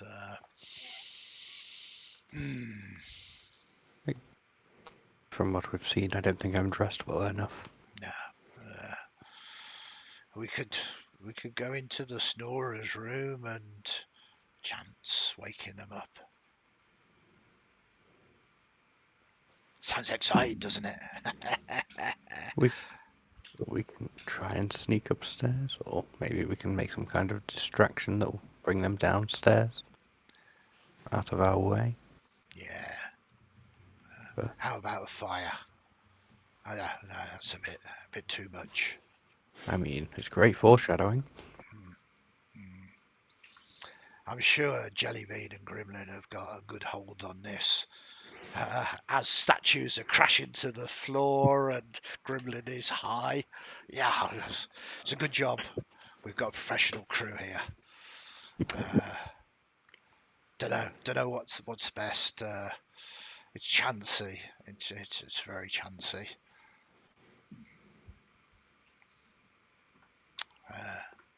I'm not really the sneaky type. It's over to you, Vixen, really. You've got to tell me what to do here. Between you and me, I'm really nervous as I take another swig. I offer you some if you want. Yeah, I think at this point I'm ready for it. Yeah. Something's not going to go right. So, how strong is this spirit, Barkin Larkin, that Vixen's about to drink? I mean, it's strong, but it's Mm. cheap. You know, I don't really have coins, so whatever Duskville's equivalent of probably some kind of fortified cheap wine. Yeah. Bucksfell, is it? Buckfast. Yeah, you want their version of Buckfast. Yeah. You've got it. It's fortified. It's strong. It'll really put hair on your palms. It's good stuff. So yeah, no, you take a swig of it and it's awful. Oh, it's awful. It's you can feel it sizzling as it goes down your throat. You know that if you can keep this down, you can keep anything down. This is fundamentally reconfiguring your DNA. I should have seen that one coming. Thanks. I slap you on the back. Make a woman of you yet. At this moment, you hear the crash coming from downstairs, and few moments later, you hear coming up from the floors below the butler shouting, "Tabitha, Tabitha, come here right now!" And one of the maid, the humming stops, and you can just make out through the door a maid leaving one of the bedrooms, rushing to the stairs and going downstairs. Good fortune for us. In and out of that room. Let's get another name. Yep. Let's go. Okay. So you go in the other room. This one has been prepared exactly the same. The little card says, welcome, Captain David Cannon. It's like David, but with an R. D-A-R-V-I-D. David Cannon. Captain David Cannon. Oh, I bet there's some confusion there on the battlefield. To load the cannon, you're just like, wow. Oh. Okay. I don't think we need to spend too much time in here, do we? We just in and out, basically. The only thing I'm curious about is if the Lord and Lady of the house are going to come down and investigate what was a large crash to go shout at the servants. If they do, we can use the opportunity to go up. It would be a great opportunity for us. Maybe we should make another large crash.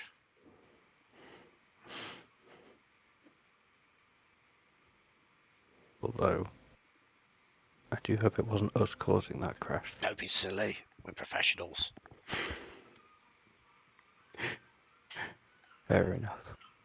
Well, I'll be in the room putting makeup on my bat and setting up some kind of airborne hallucinogen. We don't see how they'd be downstairs. So, should we wait in this room, give it a minute or so to hear if anyone else comes down? Absolutely not. The maid will be back here any moment. We want to go in one of the other rooms. Okay. I mean, unless it looks like it's been finished here. Does it look like has she left any dusters or anything? No, she hasn't left anything. It looks like she was just straightening the pillows and that sort of thing. Doing potentially, the room looks as good as the other one, so potentially just doing busy work, trying to stay out of the way. Maybe you're right, Vixen. I mean, the weight of these spirits I've been consuming are getting the better of me at the moment. Maybe I should take a little nap. We need you to help us get this book sorted.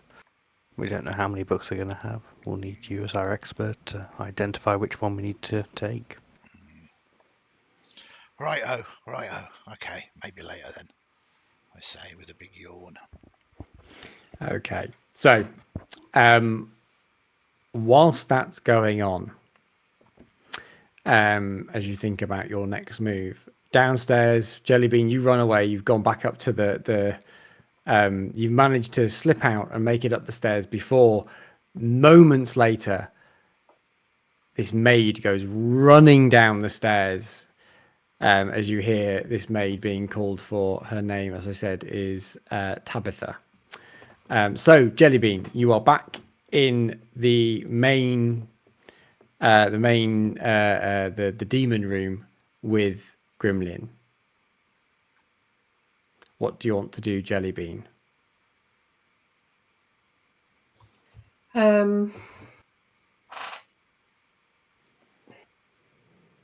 It's a bit hard to sort of say yet. I think some of it is going to be flashbacks, but I definitely want to have stuff out of my bag and ready. Okay. So, yeah, materials ready. If we want to dress up, we should do that. Like, we've got some kind of, anything that's like maybe textured, feathered, any crafts we could papier-mâché into would be.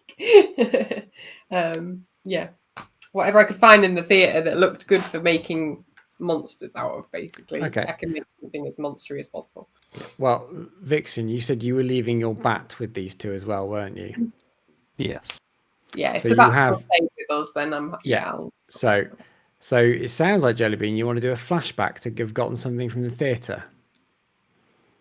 Yeah, I mean, that's kind of why I brought the heavy load, but... Yeah, but Wait, let's... I'm going to make you roll something, and if you succeed, you won't take a stress. What would you do to look through the theatre to find something? What skill would you use? Finesse, I guess. To look through carefully, find the boxes of things and look through for something and pick out things that would be relevant for demon summoning. Very good. Yeah, give me a roll, please, because Probably better than the last one. you weren't aware of what these demons look like ahead of time, so No. So very good. Yeah. So yeah, you in your bag, one of your bags of load is a very, very good kind of demonic outfit.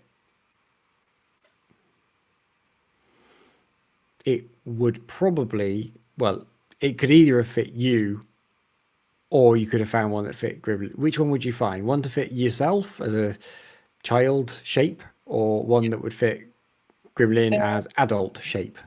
probably, well, I was going to say probably me, because I could easily pop out being small, but I suppose you want a demon to be imposing, so big, I guess. Yes, I mean Grimlyn does have the physique. With the amount of wrecking you've done. Yeah, she's got to be bored. Cool. So yeah, you've got so yeah, to talk you through Jellybean. What are you handing to Grimlyn? What have you just given across to her? Okay, so probably found some of the old robes and found some kind of like claws, gloves that have claws on, and some kind of mask, like it's like a demon mask, a bit like an Oni mask or some kind of papier-mâché mask. And yeah, some like netting or rag that had like texture feathers on, if you're being nice, but some kind of texture that it was used for, fabric, that can go over everything to give it more of that look. Okay. Yeah, so you're given this beautiful outfit. And we want cat ears, don't we, as well? So get some cat ear headbands.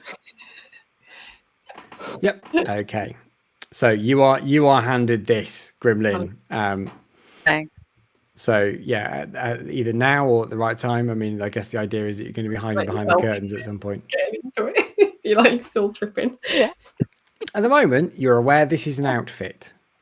You're looking at it and you're thinking this is an outfit, and the outfit is saying back to you, "Yes, I am, and I'm an outfit." Probably be saying stuff like, "Hey, outfit, do you mind if I wear you today?" Yeah. You've got lightly hallucinating. Yeah, and the outfit's very much like, "Oh yes, that's what I was designed for. Put me on, wander around." It's all a bit sort of, it's going a bit Do some Toontown. big stretches. But how does this feel? It is starting to get a bit Toontown from Who Framed Roger Rabbit in your mind right now, as the hours progress. But what's your plan? You still have full cognitive reality. You are aware of, again, this is not real. This is the hallucination. Things haven't changed yet. Yeah. So I think while we're getting that sorted out, I don't mind using it as 2 sets of my load, but if we, as a flashback, could have tried to record something over the message we had, so that we can create some noises and stuff and hide that behind the curtains again, somewhere else, not related to the hallucinogens, so that at the appropriate time somebody can kind of, wind it up or however it works, and then make some horrific sounds. I would like you to give me a roll, please, just to get this set up. Okay, I think Tinker would be my go-to. I think if we'd have recorded stuff while we were at the theatre, then she would have kind of dragged everyone into to make lots of wailing, kind of whatever sounds. No, I like that. I like that a lot. So that would be. I would have suggested maybe just playing it slowly and backwards. Also possible. Yes, give me a tinker roll, please. That's good. That's a 6. Wonderful. You got 1, a 4, and a 6 on 3 dice. That's very good. So yes, with your 6, you have no problem with this. You figure out how it works. You manage to get it so that it's in record mode. You record, you smooth out the wax cylinder, you record over it, but you manage to do it in a way by winding it so that it'll record it backwards and whatever. This sounds awful when you play it back. And basically, all you need to do is just press a button on it. Get someone to be next to it and press a button when you want it to go. Okay. Previously, you see the device was rigged so that when the box opened up, there was like a little string connected to it, and that kind of pulled the thing and made the button go and made it run. Yeah. So yeah, it was rigged up to go. So you can make sure it goes at the right time.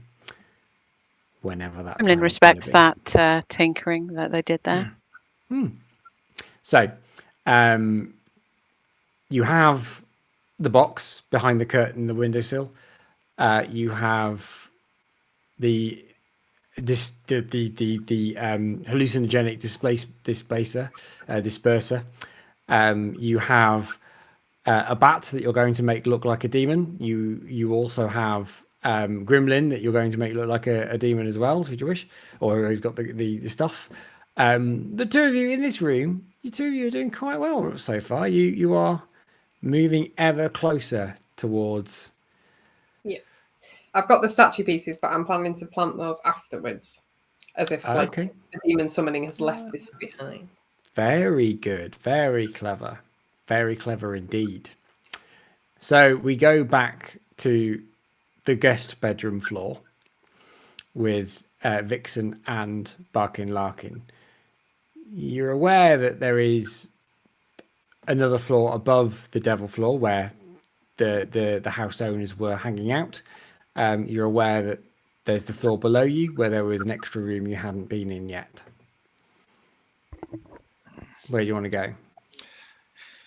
My fear, Vixen, is that if they have truly learnt the error of their ways, that tonight they will be successful if they use the book properly.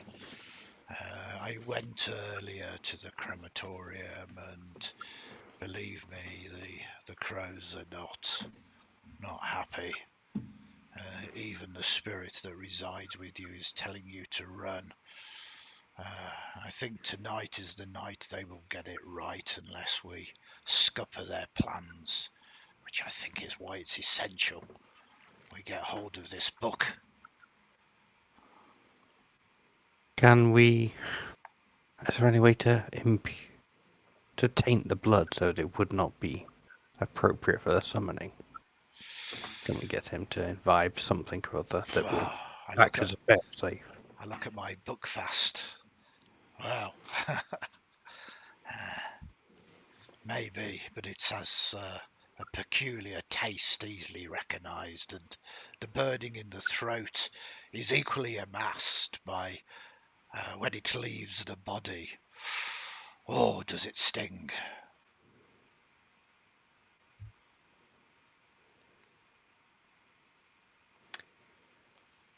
But possibly, I guess. The blood can be perhaps tainted, but difficult. Well, we'll try and get the book for now. I would really like the book. I mean, you can probably tell that I might want to be really looking for this book. Maybe not for the reasons I'm telling you. Yeah. I think we've got a chance going up to the third floor. Fairly easy to read. Like a book, in fact. Okay. So which floor are you going to? You're going up to the floor above the demon floor. Yeah, we think that the book is probably going to be close to this pigeon, and we're going to somehow have to get into his room. Difficult because he's in there at the same time. So you can move up the stairs fairly safely at the moment. You get to sort of just above, just below the landing for the third floor. You can see there are two sets of double doors on this floor. One set of double doors is slightly open, and you can hear voices coming out from the room. You can hear, look, I know what it looks like, but I just didn't know if this looked enough like a robe. That looks like one of my dresses that you've put on. It's not a robe, it's my dress. Yes, but do I look like I'm officiating a ceremony? You look like an idiot in a dress. Right. Okay. Should I try your other dress? No, you should stop stretching my dresses. They're lovely and you're ruining them. I'll have to get them made if you're going to keep doing this. Do you want me to get your pills? You don't like it when you take them. Okay, dear. Yes, Vivietta. Right, now you get your nice clothes on, ready for when everyone arrives. And we will get ready to meet our guests. Esme's downstairs sleeping. and we will meet everybody together, greet them all, and then the party can start, right? Yes, dear. Yes, dear. So that's coming from one of the double doors. Then you've got the other double doors, which are currently closed.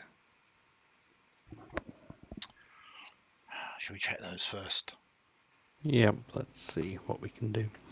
Okay, you move to those doors. They're not locked. And opening them reveals a large room beyond with a massive desk and bookcases around the outside. This looks very much like a study. This is good. This is good. I'm considering going to grab those dark robes from downstairs, spicing them up a little bit and leaving them strewn on the stairs so that if anyone comes over towards the study while we're looking, they'll be sidetracked. Good. I'll go and have a look at these books while you do that. So we will we'll do Vixen first. So Vixen, you're going to, where are we going to get the robe from? Sorry. The cloakroom, the black lacy. Cool. Yep. So you're going to go get the black lacy robe, or the cloak, and you are going to leave it on the stairs. So tell me how you want to do this. Let's do it with a roll. Let's see what the dice tell us of how you want to do this. So.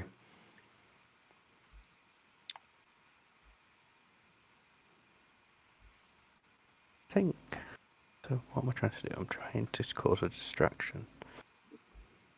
So distraction maybe.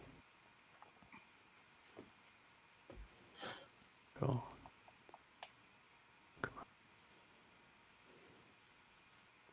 I guess. You have any time? Maybe hunt, leaving an ambush. Ooh, okay. Yeah, I like it. Give me a hunt roll, please. And I'll push myself. That's 2 stress, and let's see what the dice say. Ooh, that's a 4. Okay. So, as you're arranging this on the stairs,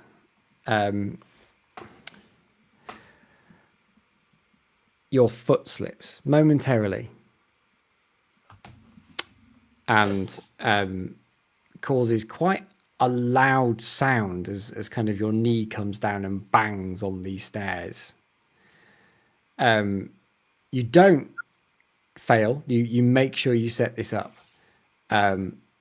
Discovered by servants has gone up to 4 out of 6. You've made a noise. It's alerted some people. It's very clear the owners of the house are currently so self-obsessed that they're not going to be discovering you anytime soon. But the servants, however, might do. And you are getting ever closer to that becoming a reality.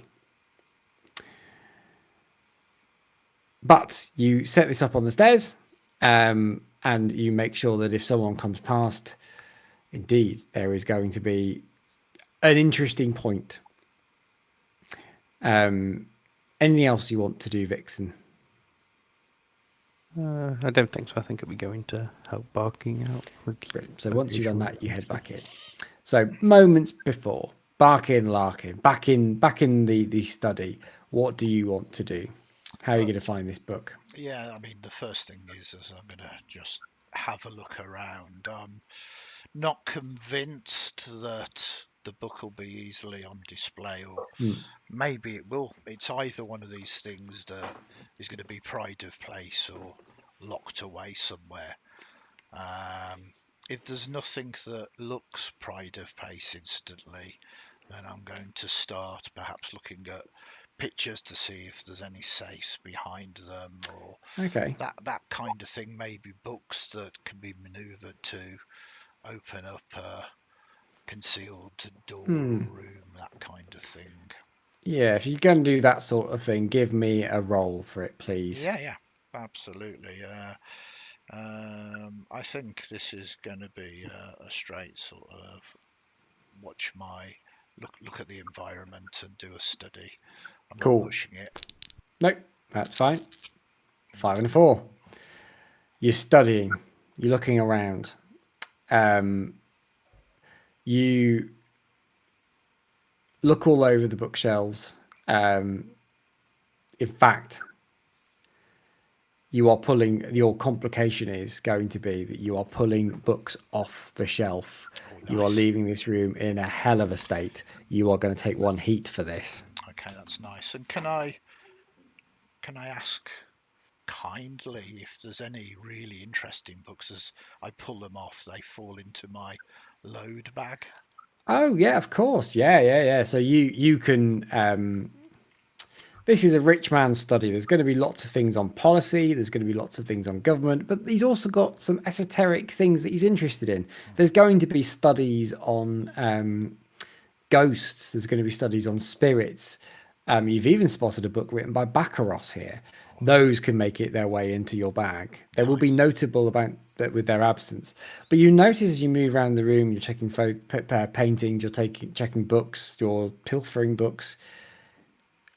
When Vixen returns, you've been around the whole room, and then your heads kind of simultaneously turn and look at the desk. It's a big desk. There's lots of handles, knobs, lots of decorations that look pushable. Idiot, I say. Vixen, it must be the desk.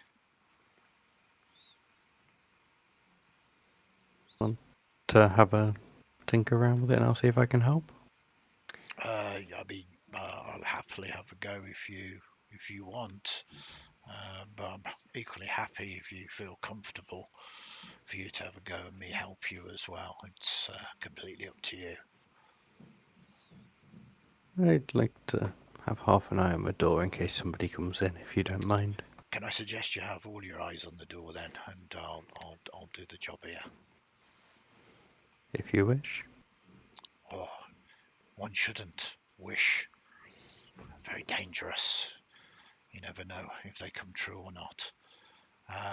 Yeah, I'm going to try and tinker with this desk, see if there's any secret compartments. Very good. So give me a tinker roll, please. Oh, a critical success. Double sixes. I love it. So, yes, with a double six, this is easy for you. You look at this desk and immediately you're like, I can see exactly how this works.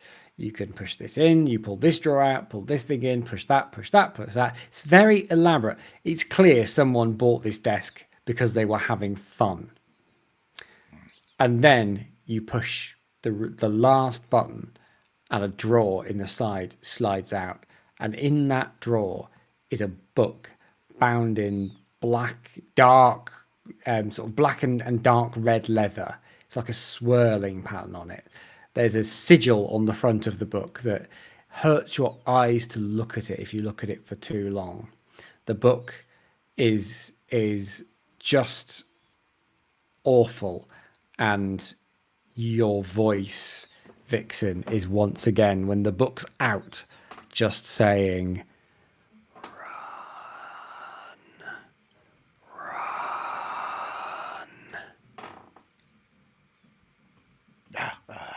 Got it. The mess that I've made is a little awkward, but we can use this. Like, someone comes in here, they find out this book hasn't been taken. They think that the thieves have got away with some stuff, but not this. We need to make this place look like it's been ransacked and a bit of a robbery, but they didn't get away with it. If you can do something like that, Vixen, while I delve into the words of this and see if I can tweak it somewhat. If I start frothing at the mouth and my eyes go sort of white, apologies. I will drink you if that happens. Okay. But yeah, let's go pick up some luxurious stuff. So, do you want to go first, Vixen? Is there a window to this room? There is, yeah, there is a window. So maybe the culprit could have made its way in through the window and out of the window again. I suggest to Vixen, but my attentions now, having suggested such a thing, have gone to this book itself. Yep. So, Vixen, you're going to make it look like it was a burglary then? Yep. Maybe a bit of skirmishing to Ooh. make it Yeah. look like a noticeable break-in to scuff the windows up and Like it. jostle. I like it. Certainly not my best skill, but I stress that. Do I want to get to 7? Yeah, sure, we'll get to 7. I'll push myself. So, Very good. mission roll. Ooh. So, you do manage to make the room look really, really, really well. Look like it's been a break-in. You even go as far as kind of wedging the door open. However, in doing so, wedge the window open. In doing so, to make it look like a break-in, you've had to break a few things, and unfortunately, you've been cut. You got to take level 1 harm, cut. Okay.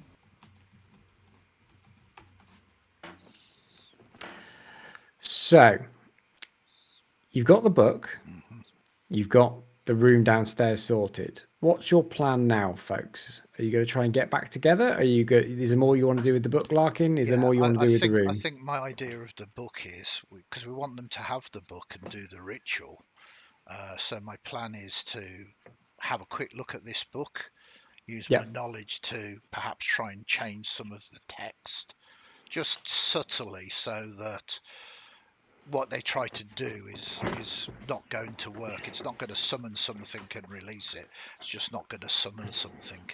Okay. My worries are that they are very close to getting it right. Yeah. And I want to ensure that they don't actually summon something. Very good. I'm guessing I have to make a roll here. Oh, you do. Oh, you do. So I think this is an important roll. Yep. So you can push yourself, or you can take a devil's bargain. A devil's bargain doesn't give me stress, but obviously there's a downside. No, okay. It gives you a downside. I'm going to do both. I'm going to push myself. That makes my stress go back up to 8. And I also would like to take. Well, I do. I would like to take a devil's bargain. Yes, as well. you do. So your devil's bargain. You can have an extra D6. Mm-hmm.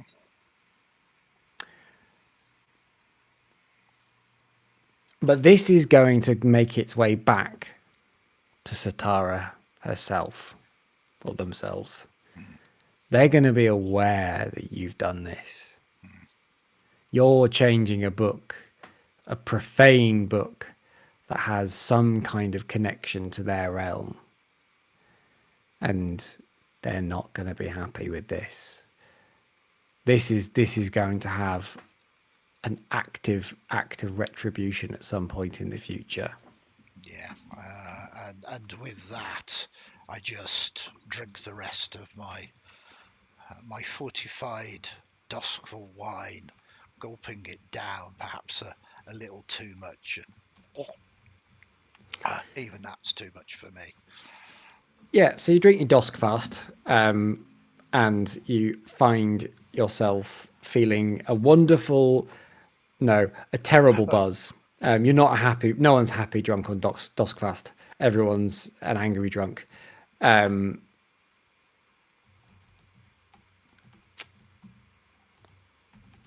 Very good. Sorry, that was a bargain. Okay. Yes, I'm just making sure I don't forget. No, so, okay. Yeah, you find you alter the book. Do you want me to So make a yeah. roll? Oh no, give him a roll. Give him a roll. So yes, give him. I forgot about the roll. Because I might Forgot well order about the the book, but I actual might not roll. do very well with it. Well, I know what happens if you do, and I know what happens Okay, if you good. don't. So, as far as I'm concerned, I'm going to use a tune for this because I'm attuned Yep. to the book and doing that. Which I've got 2 Yeah. dice, 1 dice for the pushing, and And 1 one to the dice devil's for bargain. so 4 dice.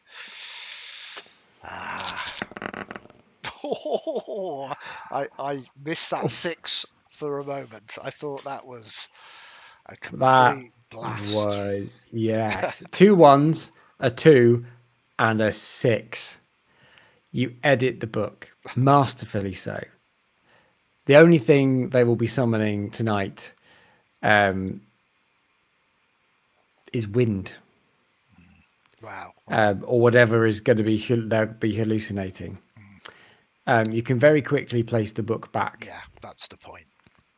The room still does look like it's been burgled, but the book, once you can, if you reset the whole desk, which is easy for you to do, the book is safe. I think the idea really is oh God, they've robbed us, and then they realise the sacred item hasn't been touched. Yes. So they. Cool. So, what's next, folks? Are you all going to get back together, or are you going to back together now, just to Cool. touch bases? So you're all back in the devil room, the demon room. You've got a lot of preparations in place now. So how do you want this to play out?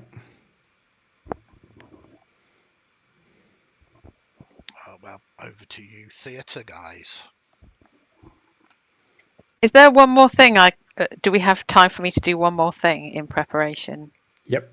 So I kind of want to see whether we can do a bit of a subtle wrecking job in the floor, enough that we can make it look like me and the bat, which is going to look not like the bat, can look like we're breaking out of the floor. So we're not trying to make a trapdoor. We're trying to make it look like as we kind of emerge out of the floor that the whole kind of wood is splintering and stuff. Very good. Give me a roll, please. What would you want to use? Wrecking, obviously. Very good. It's my go-to. I'll probably talk to the floorboards while I'm doing it. Very good. Yes, you wreck these. I'm going to say you're going to take another heat because this is permanent. There's no going back from this. This is very, very permanent. Yeah. Permanently wrecked a rich guy's house. Win. Oh, well, that's not a bad thing for you, is it? No. That's just your raison d'etre. The amount of buildings in Doskville that are now either 1 story shorter or have open plan floors because of Grimlyn. I think on my hallucination trip, I'm going to start doing a little insignia on the underside of one of those floorboards, and so it's going to become a thing. I'm going to start tagging things as I go around to build a reputation. And that's why you got the heat, because they'll find Grimlyn was here. I was thinking fluffy clouds and sunshine, but at the moment it probably just says Grimlyn is the bringer of all darkness. But that's not what you thought you were writing. That's just what's been written. So, you're on mute, Jellybean. Thank you. I'd like to check with Barkin before we go what he thinks like a trigger point is that we can release this stuff. If he's seen in the book, is there I mean, probably we'll see them culminating in their ritual, but if I don't need to roll, I simply just say, yeah, you will hear their exultations as they call the name of this thing, and it's probably a good point to do it. Okie doke. And yes, Grimlyn definitely has you covered with the release of the hallucinogenic substances. So, Are you ready to progress to the demon summoning ceremony then? Yes, I think so. How think many so. of us? Can I just say, knowing that I was going to have an airborne substance, I would have told everybody to make sure they had something to cover their face. Yep, that's absolutely fine. Are we all going to stay in here though? Is that the plan, or are some of us going to retire away from this area? Is it basically? I suppose the question is there enough room for us all to hide in this room? Behind the curtains, there is, yes. Yeah, that's good. There's quite a few sets of curtains on this floor, so you can all hide away and be well out of the way. Okay. So, very much expecting Grimlyn to take this line of operation. The single item that I brought with me is a gas mask. Lovely. And Vixen, there was something you were asking as well. It was the second question if we were going to split up so there weren't only the necessary people in the room. Yeah, very good. So, is there anyone that doesn't want to be in the room and wants to be somewhere else? I mean, yes, but Seconded. So, Grimlyn is under the floor I mean, with. Sorry, go on. no, I was just going to say, if we want to do it, we could have, because I need an exit. We could have somebody kind of, depends if I'm going out the window or whatever. That is the only thing we haven't factored in, how I'm getting out. So yeah, so if I go out a window and there's a rope out there or whatever that we've secured, I'd be able to have somebody at the bottom just in case I'm off my face again. Or more so. Well, we'll have to deal with that when you get to it with a wonderful flashback. Okay. So, time passes then. Time passes and passes, and you feel this stuff gets stronger and stronger within you, Grimlyn. You've gone from I'm all right to wow, I'm riding the moonworm. But eventually you hear the bell pull. You would estimate at this point it is about 9 o'clock. People are brought in. You can hear them going to the room below. You can hear them getting ready. You hear them all go downstairs for a little bit, and then it gets to about 10:30, and that is when they start to gather in the room. At 10:30, Ludlow comes in with the book and he gets it set up on the lectern. He looks at the floor. He rubs some. He goes, "Oh, I must have drawn this wrong. I'll rub this bit out and start rewriting this magic circle." You know, Barkin, this is following your instructions. He is absolutely changing the magic circle to say something completely different based on your instructions. So that's very good. He's not going to be summoning a real demon tonight. At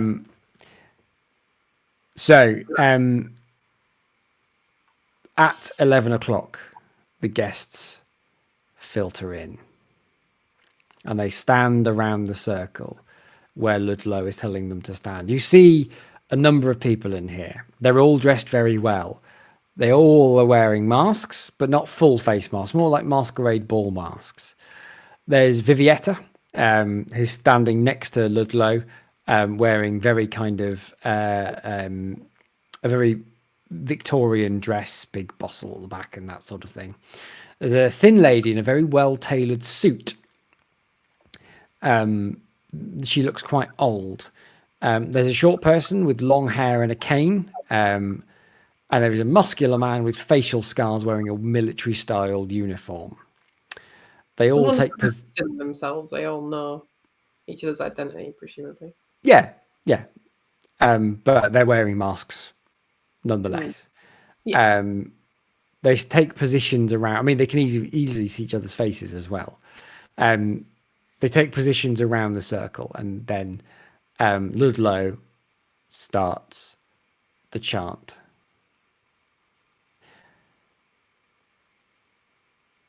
And there's a very pregnant pause as he chants and chants and chants, and then stops. He looks at the book, and he looks at the ground, and he kind of looks around confused. Like, what's going?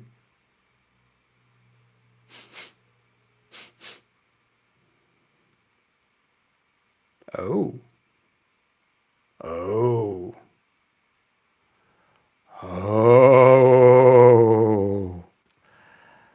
And everyone in around surrounds like, what do you see, Ludlow? What's going on? Oh no, what's that? What is this? What is this? I don't know what's going on. And a kind of panic starts to spread amongst the people. Who wants to do something? I do. If there's sounds of panic, I would like to start breaking the wood, but instead of doing it as bursting out, I would like to do my best Samara impression of kind of all the joints looking wrong as I kind of try to claw my way out of the woodwork. Very good. So you've got this bat prepared as well.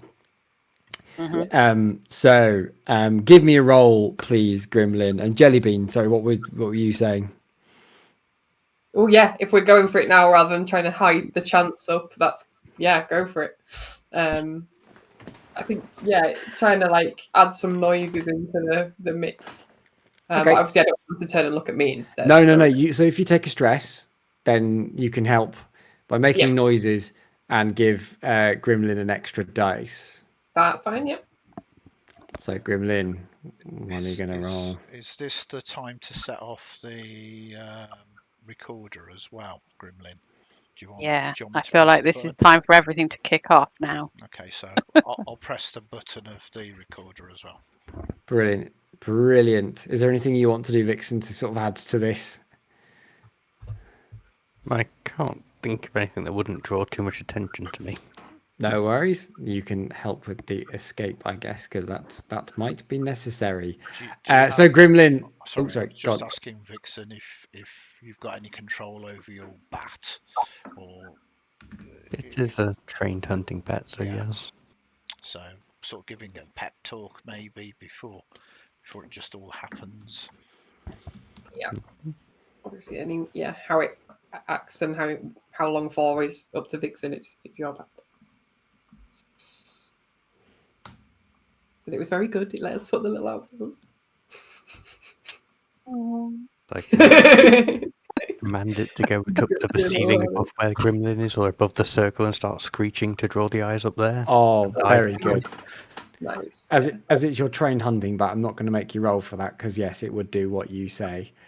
So Grimlyn, what are you rolling? You have to give me an extra d6. What do you want to use? You've got loads of different things you could use here.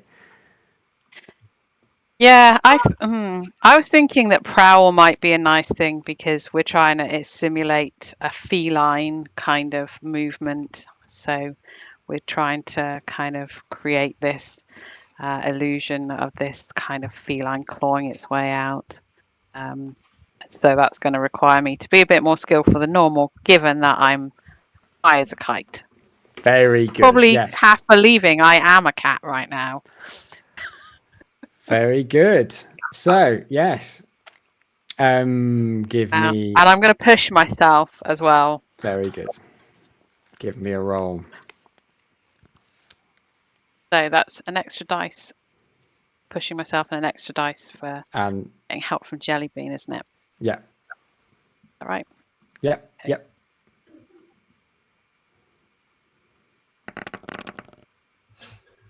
Two 5s and a 3. Very good. So you prowl your way out of the floor, and this bat comes flying out and goes around the ceiling screeching. The whole party goes, oh my, we did it. We summoned a demon. And they all bow down. Hundaxis! Oh, please give us eternal life. Give us the powers we crave. Oh, and Axis, please. And you are crawling around on the floor. The bats screeching around. The moaning noises are coming from the side. This bottle of hallucinogens is dispersed fully around the room now. You are breathing even more in now. And these people just like are wailing, and they're bowing, and they're going up and down, and then they just start wriggling and writhing on the floor in absolute ecstasy, until eventually, after maybe sort of a 2-3 minutes of this, you notice that they're all out cold. Grimlyn, you stand up. You're aware that you're doing this, but you're also aware that you don't have control of your body anymore. Your hands and arms go to your sides. And a voice speaks through your mouth. Oh dear. I am not Undaxis. I am Satara. And those that brought me here use no summoning circle. I am aware of you, Larkin, and rest assured, I will not stop. I will not wait. I shall not rest until you join me in my realm at the bottom of the ocean. And you feel control returning to your body, which is a really bad thing, Grimlyn, because you can't stand. You hear a loud thunk as Grimlyn hits the floor. The party has died down. Time to go. As everyone has kind of wriggled and writhed themselves into sleepiness. Okay. I need to plant this statue then. Okay, cool. You plant the statue. How are you getting out? I think we should rob them as well. Lol. Well, I would at this moment like to take the book. Very good. Yep, it's on the lectern still. Did we get a way of getting out? I haven't brought my glider today. No, but we can flashback. If we could think of anything good. I bought some rope. We've already wrecked it and opened up the window, so can go and do that. Or we can just try our hand going downstairs. I imagine the servants have kind of been banished to an area nowhere near this. But safer route's probably the window. Especially as actually, how are we going to get Grimlyn out a window? Yeah. Can I try and get the stuff off Grimlyn and back in my bag? Yeah. Yes, you can. Yes. Let's try and make it out the way we came in then, because Grimlyn is maybe not capable of climbing down a rope. It's like a rope. Okay. No. Someone's going to have to help Grimlyn. It's okay, I can fly.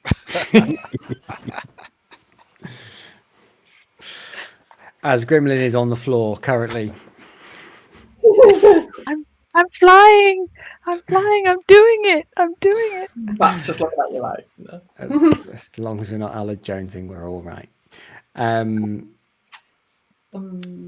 So, who's going to carry Grimlyn? Who wants to try and get her? Okay. I'm happy to if you want. I don't mind going to scope out ahead, but I can't support Grimlyn. Cool. I'm not going to make you roll for it. You can easily carry Grimlyn. She's unbelievably light at the moment. Or maybe that's just because she's flapping at the same time. It's difficult to tell. So you pick your way through the house, down the stairs, down the next set of stairs. You notice that one of the maids, just as you're moving past, one of the maids is currently sitting in the living room. She has a tiara on her head, and she's got the tea set. She's like, "I'm a posh person." As you move down, you think maybe creating a hole in the floor has let some of this hallucinogenic stuff seep into the rest of the building. Excellent, even better. You make your way down into the coal into the cellar, through to the coal thing, and out. Can we grab any of the real food that's actually left on the way out? I wouldn't mind some of that. Can indeed, yes. Wow. They don't You need can it. fill. I mean, Larkin's got a sack. It's filled with books, but you can put food in it, or you can take it and put it about your person. Up to you. They've got to have stacks in the kitchen. And you find your way out. Okay. It doesn't take you too long, even at this late hour, to make your way back to your theatre. And it's, I mean, whether or not you wish to sleep in the theatre for the night, you know someone should probably keep an eye on Grimlyn for the next 12 hours or so. A couple of hours pass. It's probably small hours of the morning when walking through the door, Sark. He looks like he's been through the ringer a bit. He says, "Well, you did it then. Oh, I'm very, very grateful to all of you for helping me. Thought that maybe you'd just leave me there. Oh, I'm sorry, I shouldn't have thought that. You're all much better people than I am. Wasn't particularly nice being there. But you did it." Did you? Well, anyway, you should sit down, I suppose. Get some tea. But well, I'm so pleasantly surprised they've held up already. They must have been watching to know what was happening. Yeah. Thing is, though, the lady that captured me. Yes, how did they capture you? She was. Oh, that's a story for another time. She was really eloquent. But you know what? When she came back to free me this evening, I don't know what she'd been up to, but she weren't half talking nonsense. And I think that is a very, very good place to leave it. Awesome. Well done, everybody. You have successfully done a job for the Eclectic Six and freed your friend. But, well, I mean, how did Sark get captured? Who knows? Vixen has doubts. You'll have to find out another time. As always, I have thoroughly enjoyed running this. Thank you all very much to my players for playing. And thank you, Andy, for hosting. I am now going to hand over to Andy for the regular last bits. Yeah. So over to you. First of all, thank you, Kristian. Amazing game, as always. Thoroughly enjoyed it. And as I normally do, quickly go around seeing what people's favourite parts are. I am aware that we are overrunning in time a little bit, but we'll be fast. We'll start with you, Sarah. What was your standout moment? What did you enjoy the most? I loved all the theatrical stuff. I thought it was really brilliant how we all brought something to that. And I think that was really great. And I also love the fact, just kind of slight tangent, how different all of the scenarios that we work in are. I think that's brilliant. Yeah, very, very cool. Kyle, same question to you. Yep. Similar lines of we seem to put so many different plans in action, all working towards one thing, but they were so vastly different. Yeah, no, it's a terrific system for that, and you can really lean into that, and every scenario can go any way. It's amazing, really. Rachel, same question to you. Yeah, I mean, definitely. I think it lent itself well to the theatrical stuff, and it worked well with us coming from a theatre, and I like sort of trying to get to use that and make it fun. And Grimlyn really rose to the occasion, and the jokes made it extra funny. But yeah, you guys were able to be off doing like side work, and that really works well as well. And things could go wrong, like the statue drops, and then it's like, well, how do you work that in? Yeah. No, terrific. And last but not least, Kristian, anything that leaps to your mind? Yeah, a couple of things. One, Larkin's fear. I like that. I really like Larkin's fear throughout this one. That was good. And two, Grimlyn's accidental spritzing of herself with the hallucinogen. I mean, I'm not saying the dice roller is loaded, but I mean, well, no, I thoroughly enjoyed all of that. Made me really, really, really happy as a GM, as I always am when I play this game. How about you, Andy? What was your favourite moment? Yeah, I loved playing up on the fear with my character. I mean, the setting I love Duskvale, and the idea of being an occultist, supposed to be scary, supposed to be terrifying. You're not a master of these things. It's like literally playing with fire, and it's going to burn you. So it was quite good fun, sort of playing that up, and you almost got Barkin Larkin's alternate personality at one point, but that unfortunately didn't manifest. But I shall save that to another time. So yeah, just absolutely amazing fun. Thank you very, very much for running it again. We'll be back, hopefully, Kristian, if you're happy to run the next one at some point. Always. But yeah, until then, thank you very, very much for watching. Hope you've enjoyed it as much as we have playing it. And we will all catch you next time. Night for now. Bye-bye. Bye.